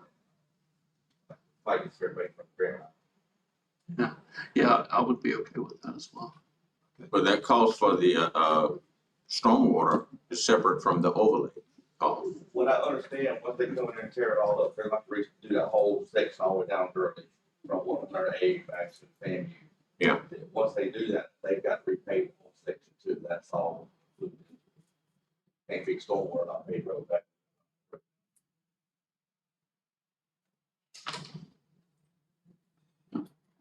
I know this is not part of this budget year, but do you have any information on, Patterson Street? Because it is about equally as bad. And I understand that we have a grant for Patterson Street. I have looked into all the stuff for it. I'm still, like I said, trying to catch up on everything. I have no idea where the grant for. At this time for the paving, we're still working on it.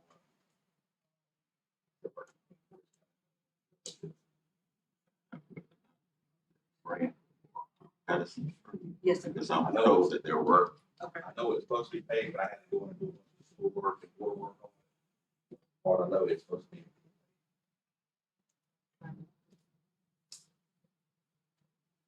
That's a really bad street.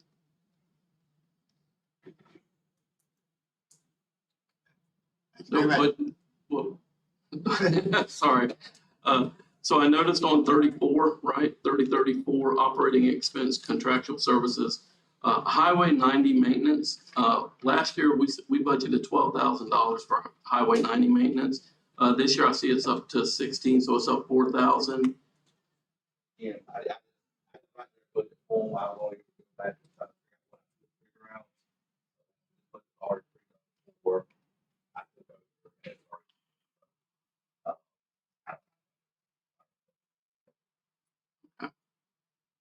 And then, that same account, this may be more of an IT thing, but it says New World Software Maintenance. Last year, we spent, almost $10,000 for that software maintenance. This year, it's $17,294. So That is based on whenever we do allocations where it covers all departments. What we do is we go to the previous year's budget, and based on the percentage to the total, that's how we allocate it. And I know this is probably just a more accurate number, Ms. Duncan, that we have this year, but water and sewer and utilities for the parks. I think last year we budgeted 20,000. This year it's 30,000, which means people are using the restrooms a lot more. Is it just because we've gotten real world bills and that's a more accurate number? That is correct. The $10,000 increase. That's pretty substantial. Thank you very much. Right. Okay, Can I clarify Mr. Mayor. one thing though before we go any further? sure. So on all these road projects, so I know that Mr. Sampson wanted to use the money for the $250,000. Are we doing that for Patterson, or are we just gonna wait until the grant comes across? Because at the point that whether or not you find out whether or not you're gonna have the grant or not, then I'm assuming that we would take the money, because that is the COVID money, the CARES Act money. So I'm assuming we would take it out of that contingency account. Okay. With that one, did that grant, now I was under the impression that the Paterson Street grant was approved. So did we not get? And that's why I'm saying, Yeah, so, assuming that something doesn't go right with it, and because we'll have to find out what the status of it is, because that's what Steve Roberts had taken care of whenever he was here. So that's why we're trying to get some of these taken care of with the grant writer as well as within my department on all the grants, because we have quite a few of them going on right I now. think if So we we've could, got to find out the status. if we could get a report by the next council meeting about where we are on that grant and another grant, the grant we talked about for, Richardson, the $5.1 million grant, I'd really like an update on where we are on that. Because that's a rather large infrastructure grant as well, that's gonna improve a lot of our systems, utilities, streets. So if we could figure out where we are on that grant, I know they did the site visit, I believe, so site visit normally means we're gonna get the funds. But that's a pretty big grant that we need to be following up on. So just to be clear, Ms. Duncan, we are not certain that we received the grant for Patterson. I'm not, I don't take care of that end of it, because, I mean, we take care of it once we get the information from everyone. I'm assuming that was done, and you're saying it was done. I remember them presenting in the meeting. Okay. So we need to Nothing get, has we need to been get the answer researched. to that. Another, And I would say by the next council meeting, which is next Tuesday. yes, Tuesday. Because that's important. That's a lot of money. Roads are, And something we think's in process and moving on, and yeah, we've moved on to another project when maybe we didn't complete the one that we had initially done. We can't be. Well, doing some of that. those things were things that Mr. Helfenberger had taken care of, so I don't know where his status was. And we tried to go through some of the items that were on his desk, and I don't know if all of that we found all of that, so. All right, Well, I know Thomas Henry had some knowledge of the Patterson Street grant, because he was the one to tell me what's the status of it, whether it's already approved or it's going to be approved in year 22 or not, I don't know. But he has knowledge of that grant for Patterson Street. Mr. Mayor, I know I've heard Thomas Henry's name a few times tonight, and it seems like a few times in the last several meetings, and I'm just curious, Ms. Fields, it may be, if it's inappropriate, feel free to just let me know. Do we have a time frame when we're expecting a solution on Thomas Henry, so we know if we're moving forward or we're not moving forward? I'm not privy to say at this particular time. Okay. that all under public works. All right, we'll move to public assistance. Mr. Mayor, before we leave, Sure. public work, in the capital outlay, the machinery, let's see, we have a flatbed truck and the TS2 traffic cabinet. But I know Mr. Henry is on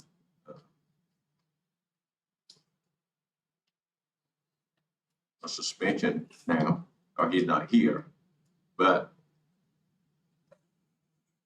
he, says that we need a street, if he had to forego some of the requests that he'd initially put in, he would prefer that TS2 box and a street sweeper.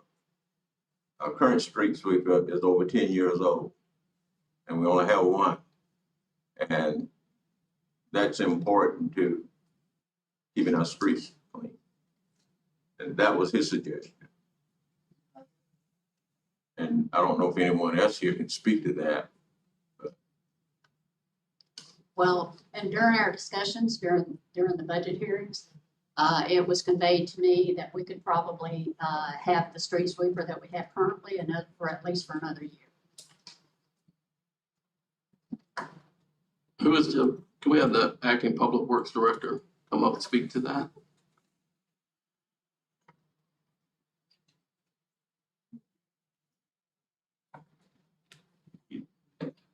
Street sweeper can still make it one more. It's not having the chemical breakdown right now to cut the budget down. This is one of the things we could get rid of to make one more year out of street sweeper. Still going up down the road, it has its issues, no different from the other two we have. But it can make one. So have we been having any recent maintenance issues with it? I mean, breakdown? I didn't these days, I've been going up down the road, running, not saying walk down the road, it can't blow up, but as of right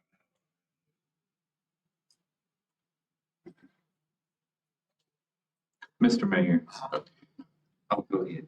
Wait, I was gonna mention too, I know as soon as the budget process is complete, I believe, Ms. Duncan, are you reaching out on the ARPA funds to see when our check's gonna get here? Yes. So we're gonna get 2 checks. If you looked at the ARPA funds, the first one's gonna be about 3.1 million. And infrastructure and needs might be something we want to look at for the next budget year with some of those funds. Because, you know, if you can buy it that way and alleviate the impact on the budget, it would be helpful. But I know there's pieces of equipment, if we can get another year out of it. I mean, I've seen it. I've never seen it in front of my house, but I mean, I've seen it around town. But,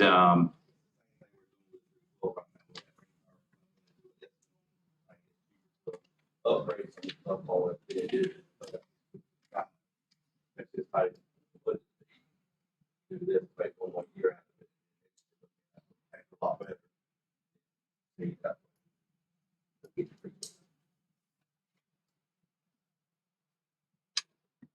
Jefferson, you got anything? no, I was just concerned as to, you know, the age of it, that it was requested in here, and concerned about, you know, maintenance on it. Has it been broken down, that type thing? I know sometime in the past it had been down and then all the parts for it, that type thing, but if there's no major issues with it, Yeah, it's not been a major issue, that goes with everything. Getting wear and tear on. Yeah. okay. Okay. Public assistance.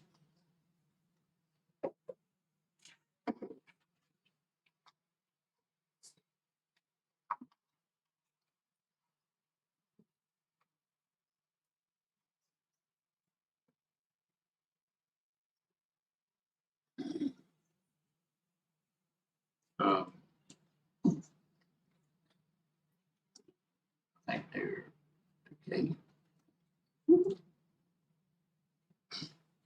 Now, to this budget, the Humane Society will be the same. Mr. Mayor, I have a recommendation, however, on that. I know we have that under public assistance, but they actually provide a service. Right. Now, I'd recommended to interim city manager and that we should possibly pursue something similar to the arrangement they have with the county, where it would be a contractual service agreement where we would know exactly what services we get in relation to the ordinance. I think that'd help them out. And I think it would help us out because then we know exactly what we're getting instead of, you know, getting to the budget process and saying, well, this is a public assistance that we can cut because we're just getting help, and we're not getting help. We're getting services. So I think if we move that into a contractual agreement, I mean, I think it would make more sense, one, and two, I mean, someone could die, leave them a windfall, and they quit doing it, then what are we gonna do? And I don't think we wanna go into that business.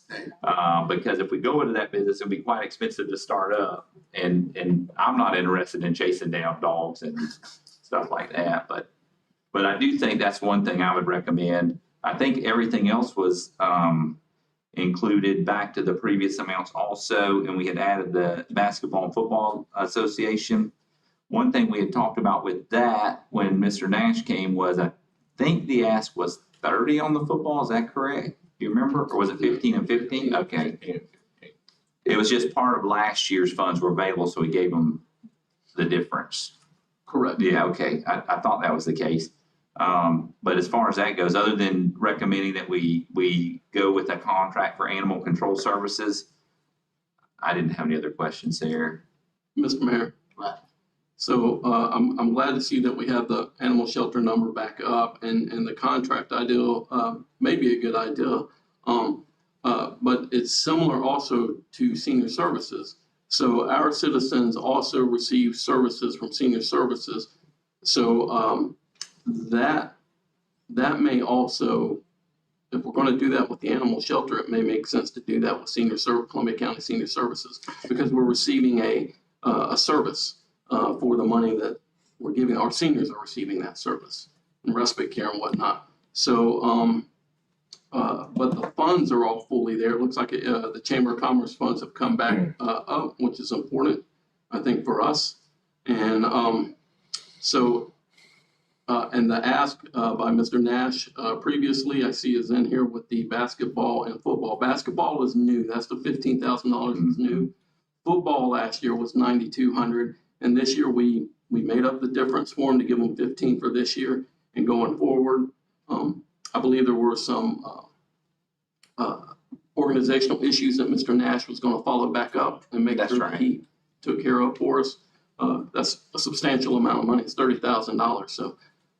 And then also there was another ask that was separate apart, and we had asked Mr. Nash to reach out to that for Mr. Timmons, I believe it was, and that was a one-time event, and it was a quite substantial amount of money as well. It was $8,795, and we paid that. We paid that. Paid that. He sent a request for payment, and we paid that. Okay, that was for the Timmons property. For the Timmons. Yes. Okay. And that came out of this budget. All right. So, a few years ago, we did do senior services and animal control kind of separate and just say, we ain't messing with them, because we do really. Well, and I like the idea with senior services as well, to make sure too, and like with the girls club, when we shut it down, one of the things was we were saying that county residents were getting benefit on the back of taxpayers in the city. And I think that's good to see. Is it the same way here? I don't know. So, I mean, yeah, we want to take care of seniors, but disproportionately, we want this money to go to seniors that live in the city, that this is their tax money going back into it. Well, and under contract, you would have. And that would be to take care of it. And that would be good. You know, one of the things that kind of sticks out to me, and there's no budget ask here, it's just something that that I noticed. You know, $30,000 for football and basketball. Most of us have had children or have attended those events ourselves. But it does strike me that it may be limited to males, and that there's not the same opportunity for female children. And so that's something maybe going forward for those organizations. We want to make sure that we include, you know, opportunities for female children as well. And they probably do for basketball and maybe even football as well. But I just want to make sure that have equal opportunity, you know, when we're talking about covering all of our children and not just one subgroup of children. I did speak to Mr. Mario Copic regarding that issue. He and I met last week, and he did assure me that they afford the same opportunities to females as well. Outstanding. Mr. Mayor, this might be one point. I mean, since we're talking about youth sports, Memorial Stadium, and I don't know where it would be in here because I know we don't have a recreation department anymore, but Memorial Stadium is going to need some major attention shortly. It's going to be it's dangerous in my opinion. And talking to people who know how metal works, it's falling apart. So we're gonna need to do something there soon to replace that home side stand that's still there and put something else in its place, maybe like what Andy Maddox has with the bleacher system. So something that needs to be on the radar. I don't know which department would handle that. Would that be the Public Works, or who would start looking into it just to see what's going on there? Because definitely don't want it to fall down with people on it. Right. And secondarily, that is a pretty busy field. It could be even busier. So I think that's something we should look into. I know this isn't mentioned here, but I think this would be the right place to kind of give some direction. We need to evaluate it and then see where we want to go with it, but I believe Public Works maintains it currently, so I would think that it would fall to them, Ms. Fields. I missed that when Brian was up there. We're clean to maintain the whole grass. And he said he could pull that thing right down. That's all I have on that. Follow up. all right, next is growth management. Oh, Mr. Mayor, if I can make a comment on the public assistance. We got a new request from United Way. This is the first time they've actually asked for sponsorship for the amount of $10,000.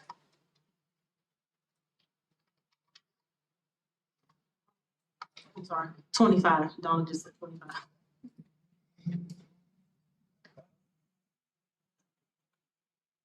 Was the request specific to a particular service being offered or provided? I don't have the information. No, the memo that I read, was not detailed, just pretty much asked for a round figure of 25,000. One thing I would be in favor of is when people do open enrollments, is making the United Way open as someone that the employees could give to. I know that was a big push, you know, when I was in banking for years and different things, that when we did open enrollment, we would make it available for people to direct deposit to United Way. And I think that was one of the best ways to give to them. They do such a broad range of items. I don't know that I support giving them a check because it's just a donation, but I do think I support having an ability for employees to give out of their paycheck. I mean, I think that's a good way to get people involved. And too, from that, I know I became involved in United Way and went all the way up the ranks there. And there, you can see a lot of the things going on in the community. I mean, there's tons of things they're involved in, but it gives you a little more control over where that gift goes and how it's used. That would be my comment on that. I think we used to do that, and we stopped for some reason. But I think it'd be a good thing, because like you say, people could do it out of their payroll, and it would add up, and it would help us meet the budget. I think also, we could invite United Way to come and maybe give a presentation Right. to the council. I think that would be informative. I know it would be for me. Okay. All right, where? Assistance, is garbage. Growth man. Growth management. No, before the first management was garbage, page 53. 53. I see this $15,000 worth of bad debts. I don't know how we have Missing that. 53. 53. Oh, still under the Yes, public services. Yeah, right before growth management tab. So can you save us money again this year? Failed once. That's just I don't think there's anything to talk about. I'm assuming 15,000 is folks that didn't moved on and didn't pay their last bill, I would assume.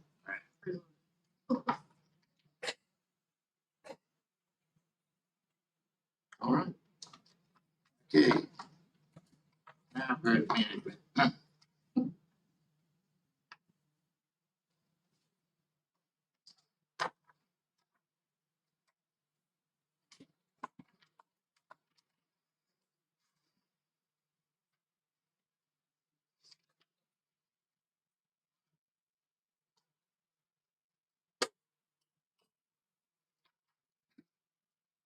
Mr. Mayor, Dave, we're probably gonna have some questions for you, I would think. I mean, I don't know about everybody else, but so I saw contractual services increase, and a lot of that has to do with, it looks like code enforcements and tearing down some hazardous structures. Is that correct? And cleaning up overgrown parcels. Yes. That's what it amounts to. In order for us to be able to demo, dilapidated homes, you can't track the owner down on.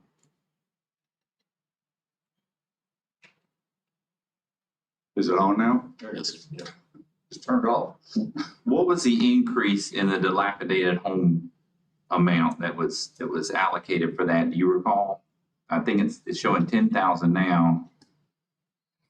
I believe we showed 10,000 last year, And how much did we use? and we did not use any of it due to having to try to foreclose on homes and everything else before. we And you do couldn't anything. last year because of the courts being. Yes, sir. Mr. Mayor. So in addition to that, and I know we're bouncing a little bit, Mr. Young, so be patient with us. But 3031 attorney fees and foreclosures, I see this year it's $8,000. That's down from $20,000 last year.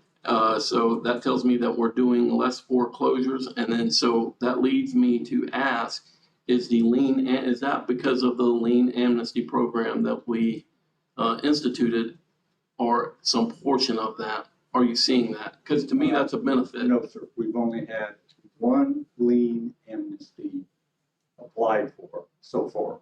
One. Yes, sir. Do you know the amount of that? I believe it was $60,000. Did they build something on the parcel after they didn't, or? No, sir. They demolished the house to bring it into compliance. And that's what we Everything off. Yeah.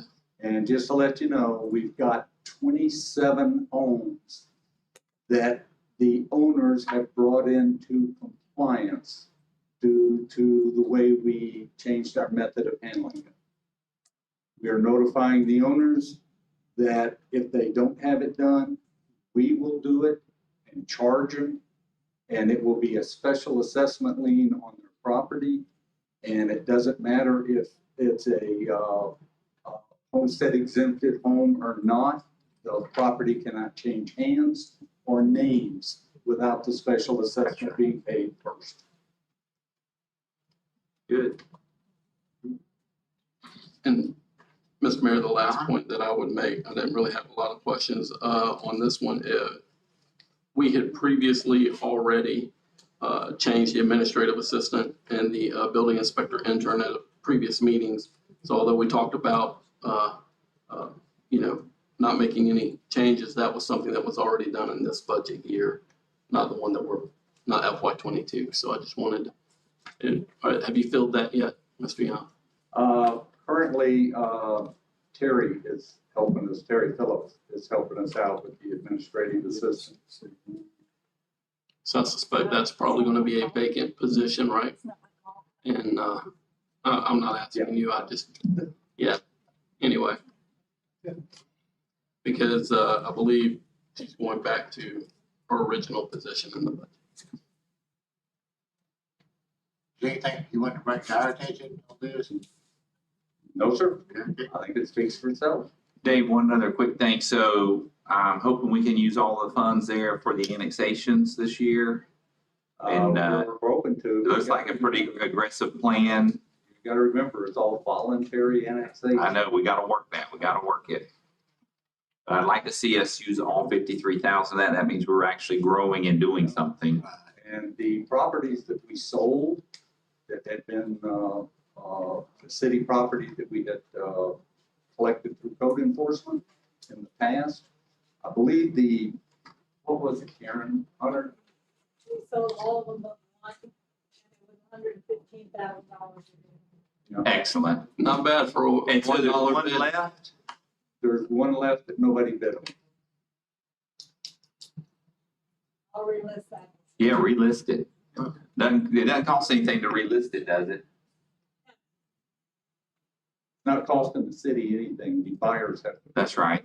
Price. So this year, will we revisit the list and see if there's any other surplus property? Yes, sir. I can think of one. We have to do it at a minimum every 2 years. That's right. All right, thank you very much. Raging success. Good. Okay, next we're to the CRA.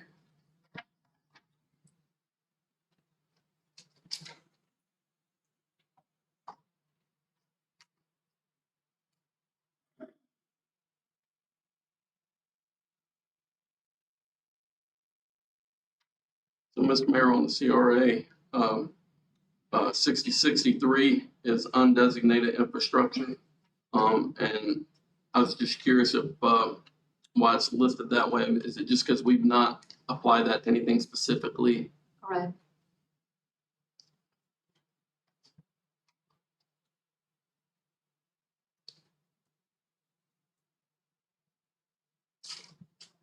And Ms. Duncan, the investment earnings surplus from prior year,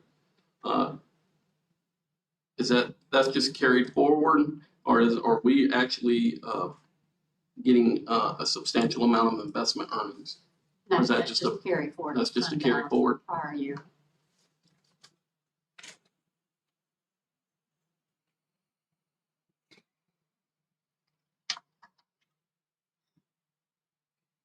Everything on CRA? Yeah, all right.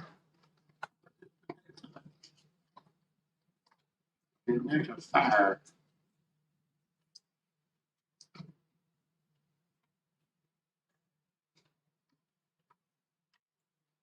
So, Mr. Mayor, on fire, 6062 is building. What I'm not seeing is the new fire station, and it's probably my error. If Ms. Duncan maybe. Because it is included in the sales tax bond fund.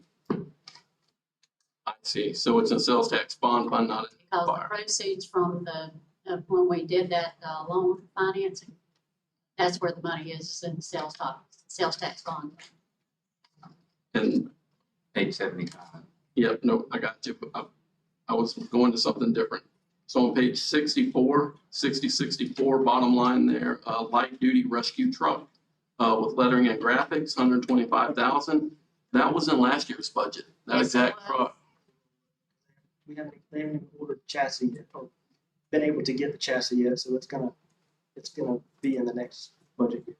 I see. So so it's just carried forward from last year. Yes. We haven't received it. Okay.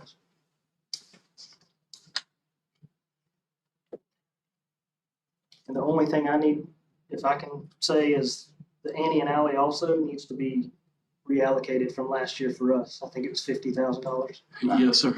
So I believe it was 75 for police and 50 for fire, right? And then position wise, I know we reallocated the positions back into police for dispatch. Is fire affected by the dispatch positions? Not sure if it, one position? Yes. Yeah, so there was one position, I believe. So we need to make sure that that funding is added back in. It's still in the budget. Okay. It's theirs too. It's just assigned to police department. Gotcha. So now with that, going forward, the same question with the dispatch. I understand previously I've been talking to the chief and he was for moving dispatch to the county. I don't know where we're at on that now. And he had discussed actually moving his dispatchers to the county. I don't know if you had any of those discussions or knew where we were on that. Absolutely. So we are a little bit different than the police department. We operate a lot with rescue. Most 90% of our That's calls are rescue calls. We're operating on two different channels. So if we want to talk to that ambulance, we have to switch channels or vice versa. They have to come to our channel, which is not really feasible for them to do because they operate off, through their dispatch. So it is different for us. We do have to have that ring down and then transfer a call. If we have an automatic aid call, structure fire, within the city limits or in the county where we send units to them, we have to switch channels. And it's a every call situation. It's not. Yeah. And so one of the solutions I think Chief was looking at was actually taking our employees and staffing them there or seeing if they would take on that dispatch piece. That might be something we should still pursue because I think it's a big issue. You're a lot of the calls that get transferred. I mean, this doesn't even count the ones that get transferred the other direction. So to me, and this is life or death to me. So, I mean, it's a no-brainer to do that and pursue it. That's something we should still be working toward.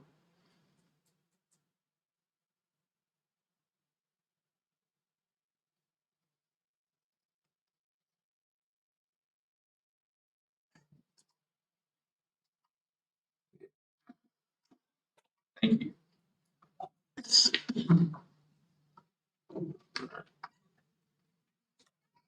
Airport.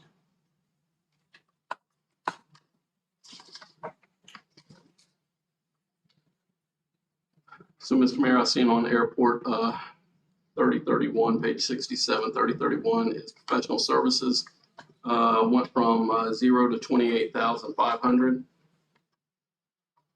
And I see when we go into the line items, it's appraisal of airport lease pricing and legal fees.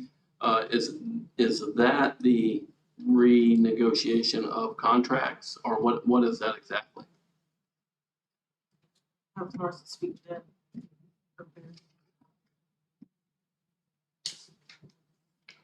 Hi, Florence Stroud. Yes, that's exactly what it's in reference to. It's the appraisal of the property, also get aviation specialized counsel. And is that specific to only HACO, or are there other, is that for all of our assets and it doesn't matter who the company is? It's for a general lease and making sure that it's consistent. And then in addition, for those specialized pieces that we have to negotiate with HACO, such as the air traffic control tower, the our aircraft rescue firefighting. Mr. Mayor, so now is snow cap in there as well? I have no idea what snow cap is. Okay. Is that, Amy, is that amount to include? That's in there? Okay. Thank you. Anything else on the airport? I think the airport's one of the most underutilized properties that the city has. And hopefully everything can pull together on what staff's working on currently and help that not be the case. But it's going to be a big undertaking because there's people interested now. I think we're doing the right thing and reaching out, getting the right people involved, and our state senators helping out tremendously, I believe, and the county's helping out. That's correct. And we have an opportunity from hearing what you were talking about with that particular instance to bring a massive amount of jobs and make a huge difference to the city. And so hopefully we can keep moving forward there because I think the airport can do nothing but grow revenue for the city. And if we can lease that out, it goes back just to what I said about the hospital earlier. So just like the airport, when we lease out parcels to manufacturers, now it's taxable. And so we lease out this spot, if we get this one coming in that they're talking to, it could be substantial both in tax revenue, which helps out, and also in the fact that there's jobs created for our citizens. So maybe our kids can get jobs here instead of moving. And I think that's one area where recently we've really started excelling. And so that's one thing I'd like to see continue. But we need to use this as an asset, not just as something we put people out there and don't expect to get a return on. Ms. Phil, would you care to elaborate on what's going on with HACO and the airport? We have several vendors that have expressed interest in actually ground lease with mixed products such as air cargo and also cold storage. So we're working on that. Not only HACO, we're trying to renegotiate their lease, which is due December of 2022. We're working on that now, and hopefully the same attorney that we are about to hire, well, have hired actually, he'll be working on the new ground leases for the other companies as well.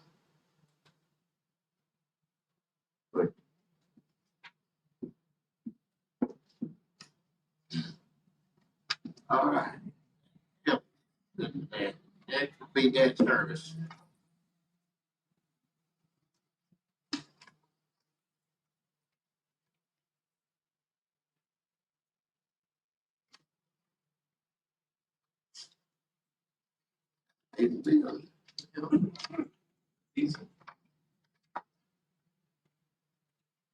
Keep writing check. Yep. Let's do that. Okay, next, sales tax bond. Mr. Mayor, this is quite an important items. So we have the fire station, which we know has increased in cost quite substantially. And then I think we're gonna have a workshop to discuss the city hall coming up. So a lot of questions we'll have for that's probably gonna be answered at that time. So I just want to make sure, Mr. Mayor, this number that we're seeing for fire station, is that the accurate number? That number's gonna have to probably go up based on the numbers that they've given here recently. The more accurate number at this point is the 3.4 million, which means we'll have to take $1 million out of the city hall.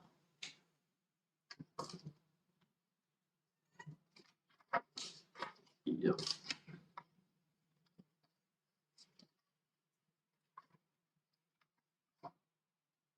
Okay, airport construction.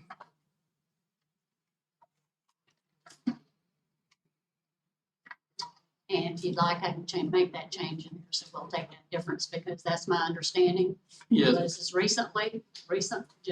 recently they came up with those numbers, so. that Yeah, if we can go ahead and make that reallocation, that'd be great. Yeah, I agree. I think the council's definitely voted to fund the fire station. We need to do that, and it's a shame to watch the city hall number continue to decline. So hopefully we can find a way to make that number come back around. But yeah, we got to add it to the fire station for sure. Okay, airport construction. Mr. Mayor, I have a question on this, and maybe Donna may know or Amy may know. So is this where the grant is that we've applied for the hangars? That we have some liability possibly coming on? These are only for the ones that you see there that are listed under Okay. professional services and under the grant itself. So any other ones that may be coming along, obviously would not be booked in there, because we don't generally do that until such time as the grant is approved. Makes sense. But, so those are the projects that they're currently working on right now. So when we get to the new ones, we're gonna have to talk about some possible liabilities that when the council approved that, they may not have been aware of. So we might need to add that to a council meeting coming up. Well, Mr. Helfenberger said we could use a grant to pay, which we can do. So we're gonna have to discuss that. At least I don't think we can do unless you've got any new word on that. I haven't gotten any word. The last word that I heard was through Mr. Krause, and my understanding was he kind of felt like he could, but I don't know. Which is, again, if we had a grant writer on staff, that would be excellent, because this is gonna cost us possibly $350,000, I think. And That so, number. given that, that means that you'd have to transfer that money from somewhere, and, unless the rent goes up in the airport, then it's gonna have to come from elsewhere. Have we already applied? We've already applied for that, or we have not? That particular grant, Yeah. that's the one that is still in the throes of, they haven't decided what they're doing with it. They talked about it recently, but it came to a standstill because of the $754,000 match. And so half of that is ours, the other half the county. So as far as I know, they had a discussion about it, and that's the last time. So really, Ms. Fields probably needs to reach out to our county counterparts and, see if they're still on board and if they're still looking to move forward. And, because I imagine if we're having this issue, they're having the same issue. And, That's right. And they committed to half the money. correct. So that's why our limit will be about the 352 or whatever. But one other item I want to say is, if we don't get that funding somewhere else, that needs to happen. We can't lose those jobs over 350 grand, but there may be another way to do it. So, but who knows, maybe the county, I hear they got a lot of extra money. They might fund the whole thing. I doubt that, but it's worth looking into. So for the current budget, so you're saying right now, we're not going to do anything else to this budget. We don't really know what the answer to that is. The only way that I know that you can do that is you would have to transfer money at this point. And like I said, until the revenues come up, and assuming that they will under these leases that they're proposing right now, that would be the way to fund it. So in other words, if we do some of these things that she was talking about previously about the airport, if those do happen to come to fruition, then that would probably be where the money would come. I think with the lease negotiations going to be crucial on that, because if you can do in a lease negotiation what they're fleshing out now, I think that could offset all of this revenue because we've not been getting paid very much in lease income. So I think specifically to this budget, I don't think there's any change that need to happen in this budget. I think we need more information. And that's where Ms. Fields, I think, is gonna gather that with her county counterparts. I have a meeting with them on Wednesday, this Wednesday. Super. And then so, and I'm sure Ms. Fields will work to try to create some solutions for us. But I don't think there's anything in this budget that we can do.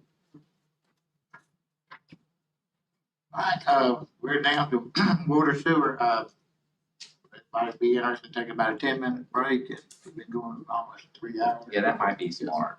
And we come back at, about 5 minutes till. I mean, I could go long. Thank you for the break, Mr. Mayor. 2 minutes, you said 2 minutes. I'm gonna need more than that. He said 2 minutes. We get into science there.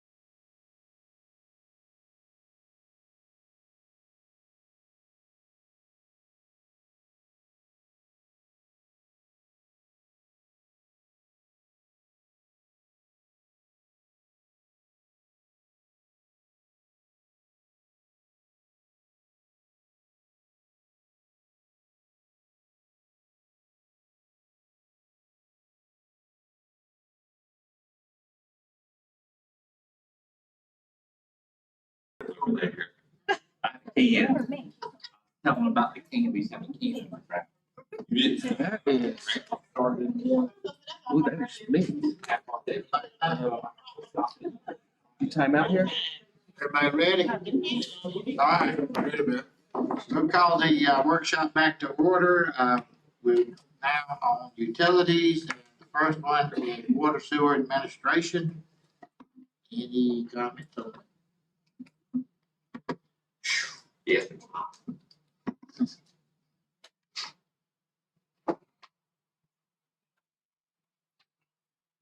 Right now.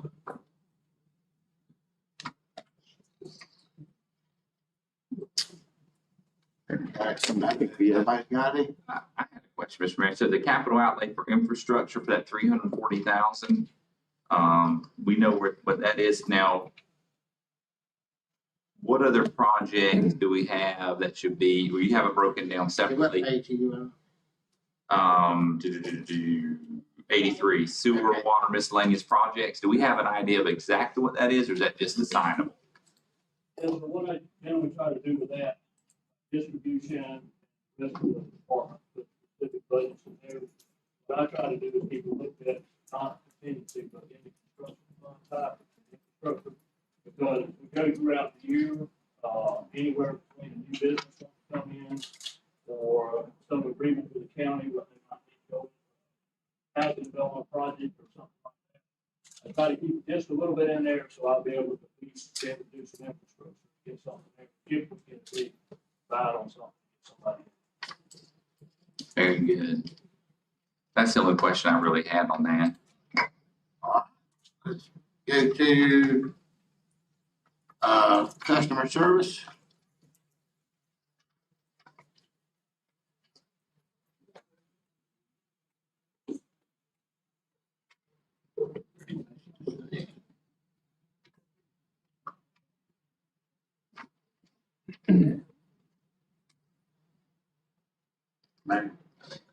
So I have a question on that. So with the credit card fees, I think it's good we asked you a question that you came up here. So with the credit card fees, I see that now, the 55,000, that's what it costs for us to take the credit cards online, and we don't. That's for in-person, online, that's all of it. So we take that cost on. So I can tell you, having an account in Lowndes County, that when I pay online via the card, there is a surcharge to offset that expense. And I'm not sure I'm not against that. I mean, I don't want to encourage people not to pay electronically because it does save us money. Right. But a secondary thing is e-statements. So is there a system, now I get email statements. It does away with mail statements completely. Is that correct? Because I seem to still get stuff in the mail, so I wasn't sure. So it just depends on, most of your statements and stuff should all go through your email. If it's a special flyer or something that's come out, then it will get emailed to you. Because to me, one of the biggest savings we could do is reducing that postage. So the more people that get e-statements, and maybe there could be some kind of incentive program for the cashiers to say, you know, if you get so many people signed up, you know, we'll do something special for you. I don't know, something. We've been pushing it, trying to get more people to sign up because it is easier for us to make sure. Definitely. You know, when we're running reports, then we have that for them, and then we can email all their other stuff versus mailing it all out. So when we start doing collections and things like that, it's a little bit easier if we have an email address. I think so. And then lockbox fees, that's something I didn't realize was still around. So we have a lockbox with the bank or federal. Okay. I don't have any other questions. You guys do a great job with the customer service part. When I compare it to other cities, utilities I work with, I think y'all are top notch.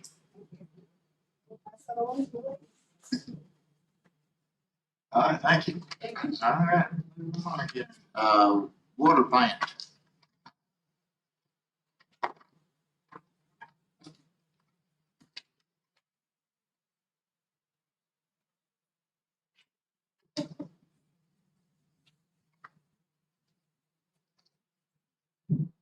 Mr. Mayor? Yes. So I see the 300,000 for the ozone generators. I know that was, that came up at the last city council meeting, I believe. Is this 300 additional thousand, or is this, what was, approved at the last meeting, is that coming off of this figure? We can remove the 125,000 off of that figure. However, we also have another item under our 46 account. Install a VFD at West Booster Pump Station. That was removed from our initial budget too, so that $2,500 can also be removed from my budget. But as in the last 8 days, I've been notified by procurement that my ammonia price per gallon is going up 70 cents a gallon. And my chlorine price per gallon is going up 18 cents a gallon starting October. So I'm gonna need an additional 10,000 put in with my ammonia and an additional 7,000 put in with my chlorine to cover the expenses. So basically what I'm hearing is reduce the 300,000 by 125 and the 6064, because we had already approved that this year in this budget. And then reduce the 3046 account by 2,500 for the VFPD at WBPS. Yes. And then we need to add in, say those numbers again, 7,000 for ammonia, Chlorine, 7,000 for chlorine, and how much for ammonia? 10,000. 10. And those are under the 52. You're at 50. On the 52 account, we would add that in. Yep. Ms. Duncan, did you get all that? Okay. How much for the ammonia 10? Yes. 10. Yes, it's going up 70 cents a gallon. That's quite an increase. Mike, so the amount to come out of the 300,000 is 125. 125. That's what we should be receiving parts next week for that 125 we have in this budget. Chlorine, that's for 7,000. Chlorine will go up 7,000. Yeah.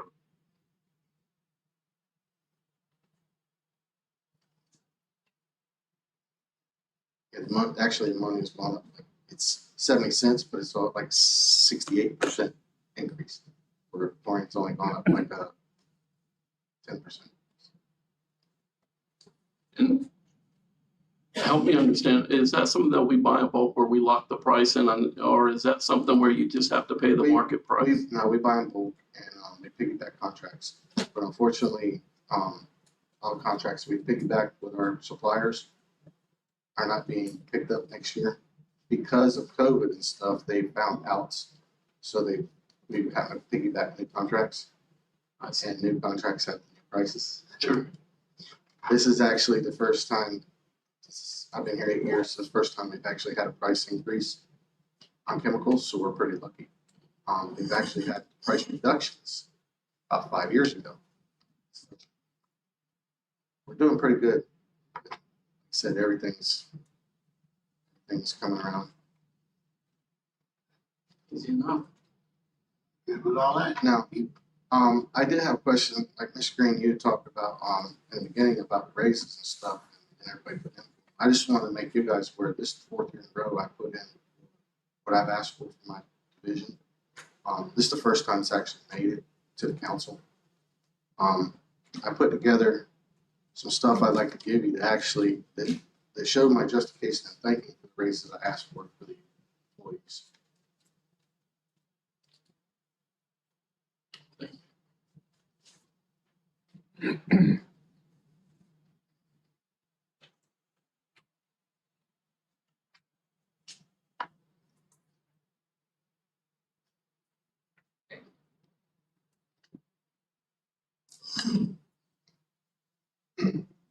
If I could go over this with you, if you don't mind, I'd like to go over this with you.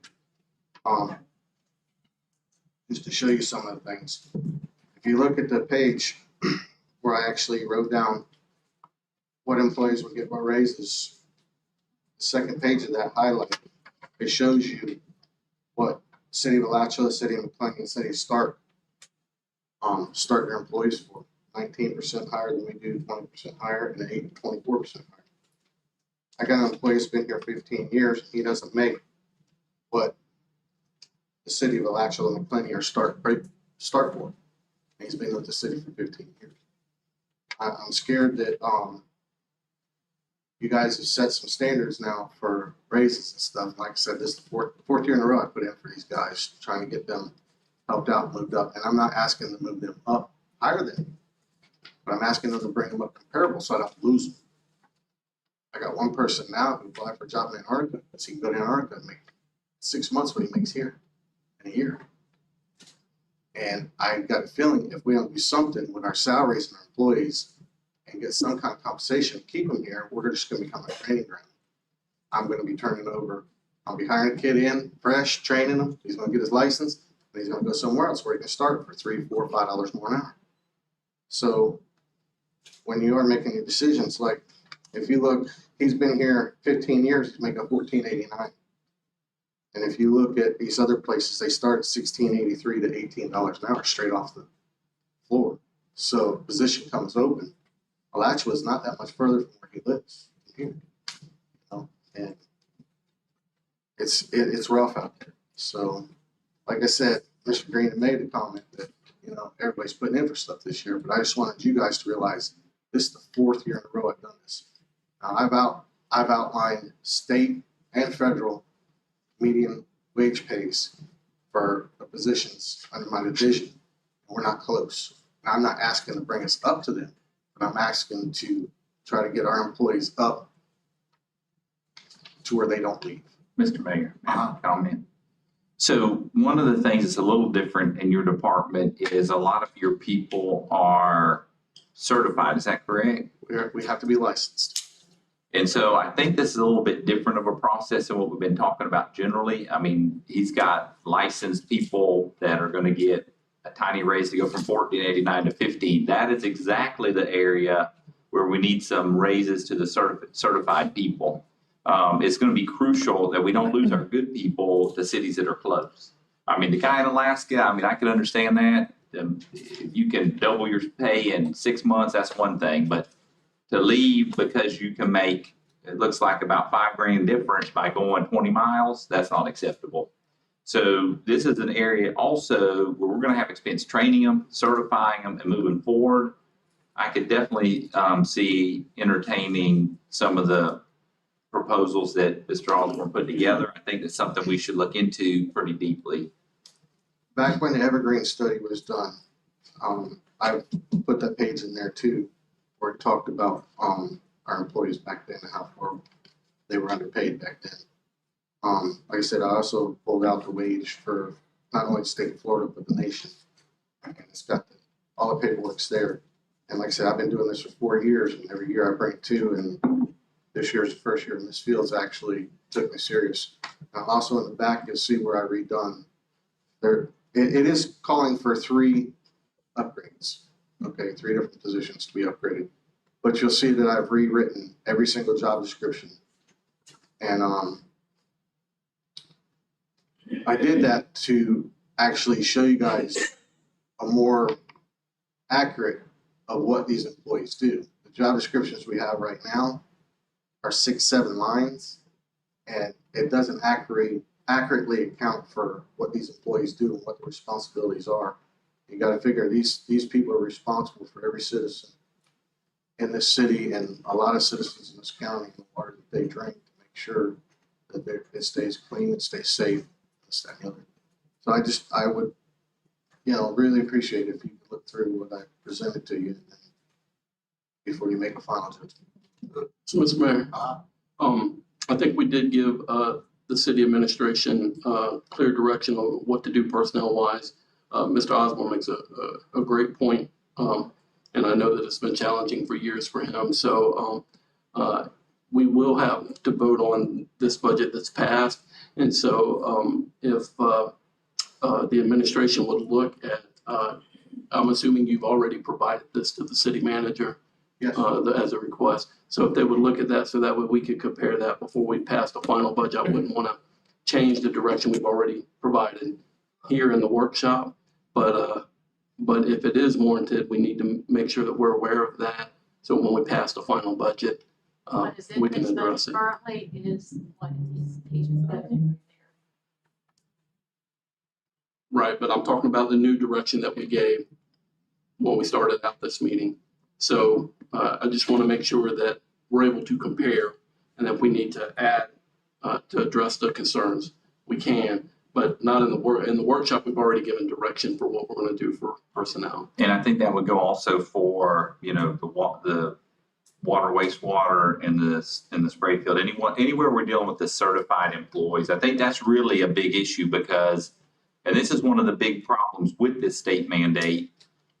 You know, there's no accounting for the fact that there's people that have to go through. We're paying to be certified, and then we're going to lose them. Kind of like what the chief mentioned before. When you send people through, if they're underpaid, you're going to lose them, and then you've lost that investment of the time, and it costs us more than the raise would cost. So I would think in all of these areas that we would look at, particularly those areas where they're certified people. Yep, I agree. Okay, next is wastewater and treatment plant.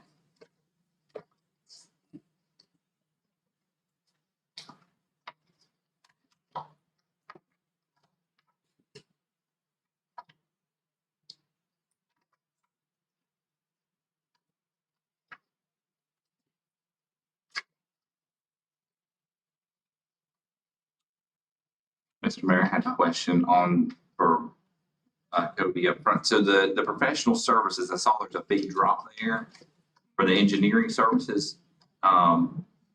What's the reason for that projected drop? Most of the engineering for St. Margaret's is coming out of the bond money where we got the improvements there. That's why it dropped. Okay, thank you. We've got the reason there's still 100,000 there is we've got some permit renewals coming up, and just did St. Margaret's permit this year, and we got an administrative order in there that y'all all be hearing about very soon. We're going to have requirements that we have to meet within 5 years in place by March.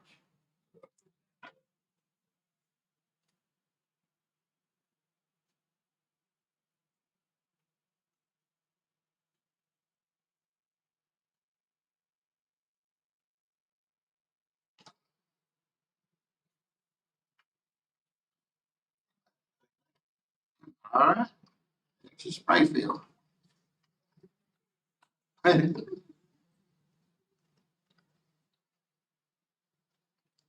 again, the professional services go down the same reason.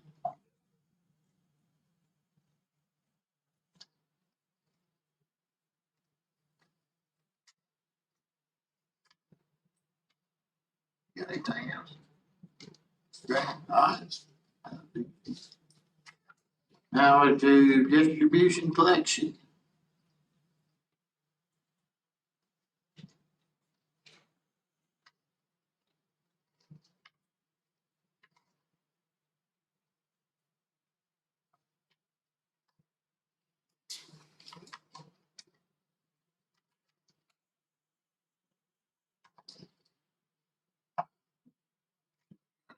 This.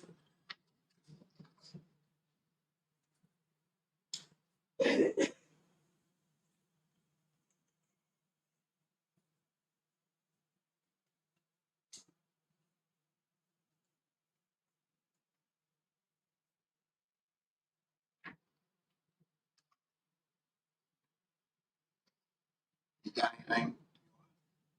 What I got is our building thing. It won't be here until December 6th, which is in this year's budget. Right. I need to move that money or next year. It's been ordered. Right. It won't happen. Right. We locked in the price. If it changes again, I ain't going up. We'll get you a 10. So that price is $103,045. That has to be added.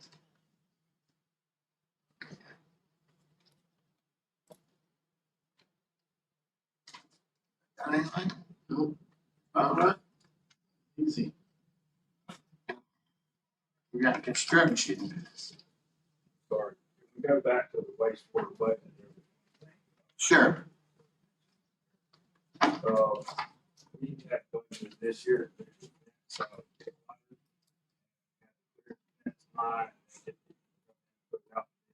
So finally got all that done. Job, the work bid, company that got the bid and total, so they can't do the job. Not gonna have it done. Those money that was in this year's budget just needs to be rolled over fence. What was the amount?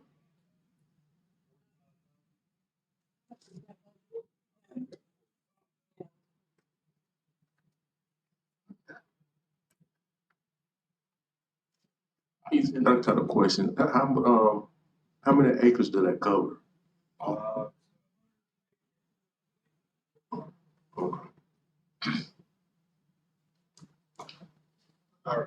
That's so good. I'm glad you brought it up. Okay, water sewer construction fund.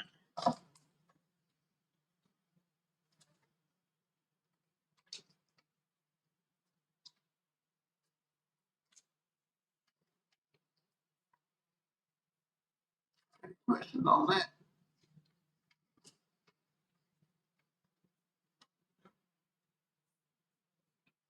And we'll move to impact fees.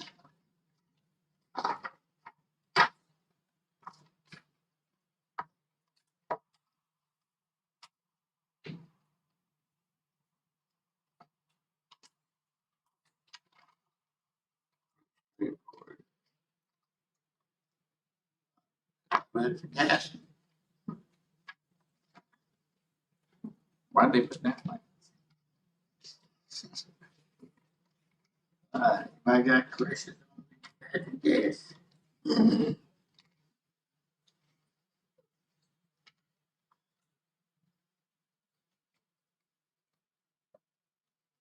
I have a question. So the gas sales increase, is that an actual increase of what you're selling or just a rate increase? Well, I won't comment on that currently. And there it is. Okay.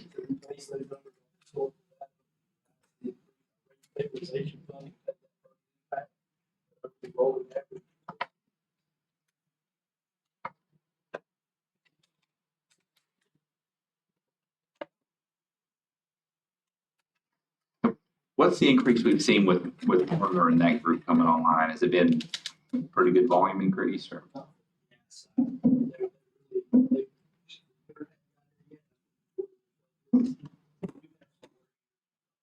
Okay.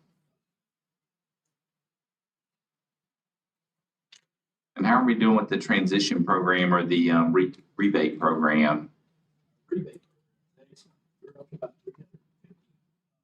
Customers and/or existing customers. So we started the program that was for customer retention, because we're doing just that.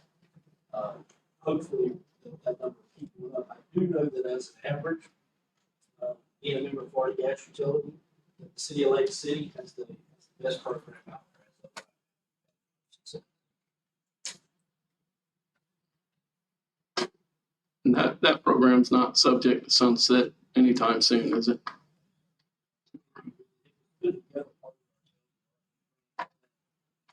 4 years ago, 4 years ago, we will continue that on. What we have to do that kind of. Right. So that they update their advertising, we just kind of follow suit. Hopefully we'll put to have 350 customers, put that in comparison, average customer 15 years, that's 350 customers times 15 years. It's a significant income to look at. Yeah, Mr. Mayor, I missed something, the Impact Trust Fund. I did wonder about that. I don't know. You might know or some, oh, he's like, no. So I noticed there was no impact fees in the 22 budget. So are we going back to the impact fees, Paul, or? Well, I know it was sunsetting at the end of this year, and I think we need to go back to that because we got some big infrastructure expenses coming. And I think, we're gonna need to do something there. And in addition, I know there's been some rule changes with how these funds can be utilized. And I think we need to make sure we're consistent with how we do it so that going forward, we're using those funds properly. And then we also have a little bit of money sitting there that could be allocated to infrastructure. And I don't know what the rules are, how it goes backwards. I don't know if it goes back. I don't like this thing. I don't know how it goes backwards. So is there a way we can use some of those funds that are sitting there for some of the infrastructure projects we got coming up, like Bell Road or? Yes, sir. Thank you. Sorry to cut you off like that, Mr. Gass. One of the impact trustee laws are very, they're not vague, but they're very, they're not real black and white, kind of gray area. They are revamping a lot of the rules right now. A lot of the rules coming out now, it has to be specified. Fees were actually collected. Like they were collected on the whole thing, safety, that's where they had to be. They haven't completed all the rules yet, but So if you do it there, but then we have a lift station taking it all the way to St. Margaret's or Kick Gliders, then that would go that whole system. kind of that gray area you get into. And so the unallocated funds, what can we do with those, or what's been the past use of those funds? Because that money's kind of rolled over a couple of years. In the past, when they were used, I'm not gonna say they weren't used appropriately.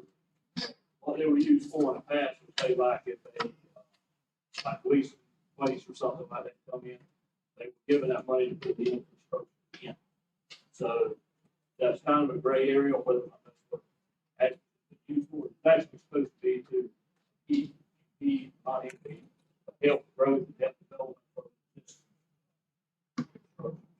For existing, so like, let's say when we had talked about the possible, or what we're gonna have overrun on 47, once the county helps us with that part, if there's anything left, could this be used for that? Because then it'll be existing at that point at the end? And that's something me and Donna has talked about a few times. Like I said, there's a lot of gray areas in there, so we could use some of that money, but we're actually trying to let you use some of it. Once we get our system in, if we have some shortfall, next, get some other people hooked up, expand it out. You know, like that development on Kick Glider where it cuts over with the houses. I like that. I mean, that would be a good use because once you're hooked to water and sewer, you're hooked to water and sewer. So, this is a small amount relatively to what the infrastructure costs are, but I'm all for seeing about reinvesting that back into the system to increase revenues. And I think that's something we need to do. And in addition, I know Jamie's going to talk about it at the meeting coming up next week about that Bell Road project, which I don't know why, goes all the way to St. Margaret. So there's going to be some expenses there we got to figure out how to cover. And so maybe some of this can be utilized, but I do think that the impact fee was meant to sunset at the end of this fiscal year. So I don't, and we've not taken up renewing the sunset. So I don't know if we did it by calendar year. Well, yeah, we'd have to go back and see when we did it exactly, but I agree, it does need to sunset. I don't think it was intended to be permanent because the idea was to encourage growth through the COVID times, right? And to offset that. So once it's on, now affordable housing, it was a permanent. That's right. Right. But everything else, I would encourage you, if you plan on developing in the city and you don't want to pay that tap and impact fee, you need to get in and get your permit pulled, Bring it on up. Yeah, because it does need to sunset. It was an incentive. And if we just continue it on, it's not going to be an incentive. And that's what the reason for impact fees is if you come on the system, you're not putting more impact on the regular customer. That's right. Yeah. So. And so that would offset our increase in utility costs that I saw. I'm just giving you a hard time. Okay. Thank you. I think that winds it up. Mayor, the moratorium expires at 12/01 on January 1st of 2022. Okay. What has been mentioned for quite some time, more than a year, is the need for a needs study So that as Mr. Dial was alluding to, is that in order to know how you may expend the funds, you need to have a needs study so that you know that your expenditures are rationally related to the expenditures and the capital and the need for capital improvements. So would our master plan fit the bill there? I do not know off the top of my head. I would like to think that there is a needs component in there. I know because part of that, I think there's gonna be some ready to send for grant writing. If we had a grant writer, this would be a great time to mention we need that. So part of that component is for grant ready packages. So I would think that will be something we could take and say, here's a need for these funds, so we can, go that direction. Hopefully, we need to further that with Jamie and see. I think they're the ones doing the master plan, and that's all I gotta say about that. I want to thank everybody for coming tonight. It's been a long night, but I think we got a lot done in a amount of time. And I want to thank council for working together, and I think we got a lot of things going. I think we got a good direction. There was enough money. Did as much as we can with what we got. So, Thank you. Maybe.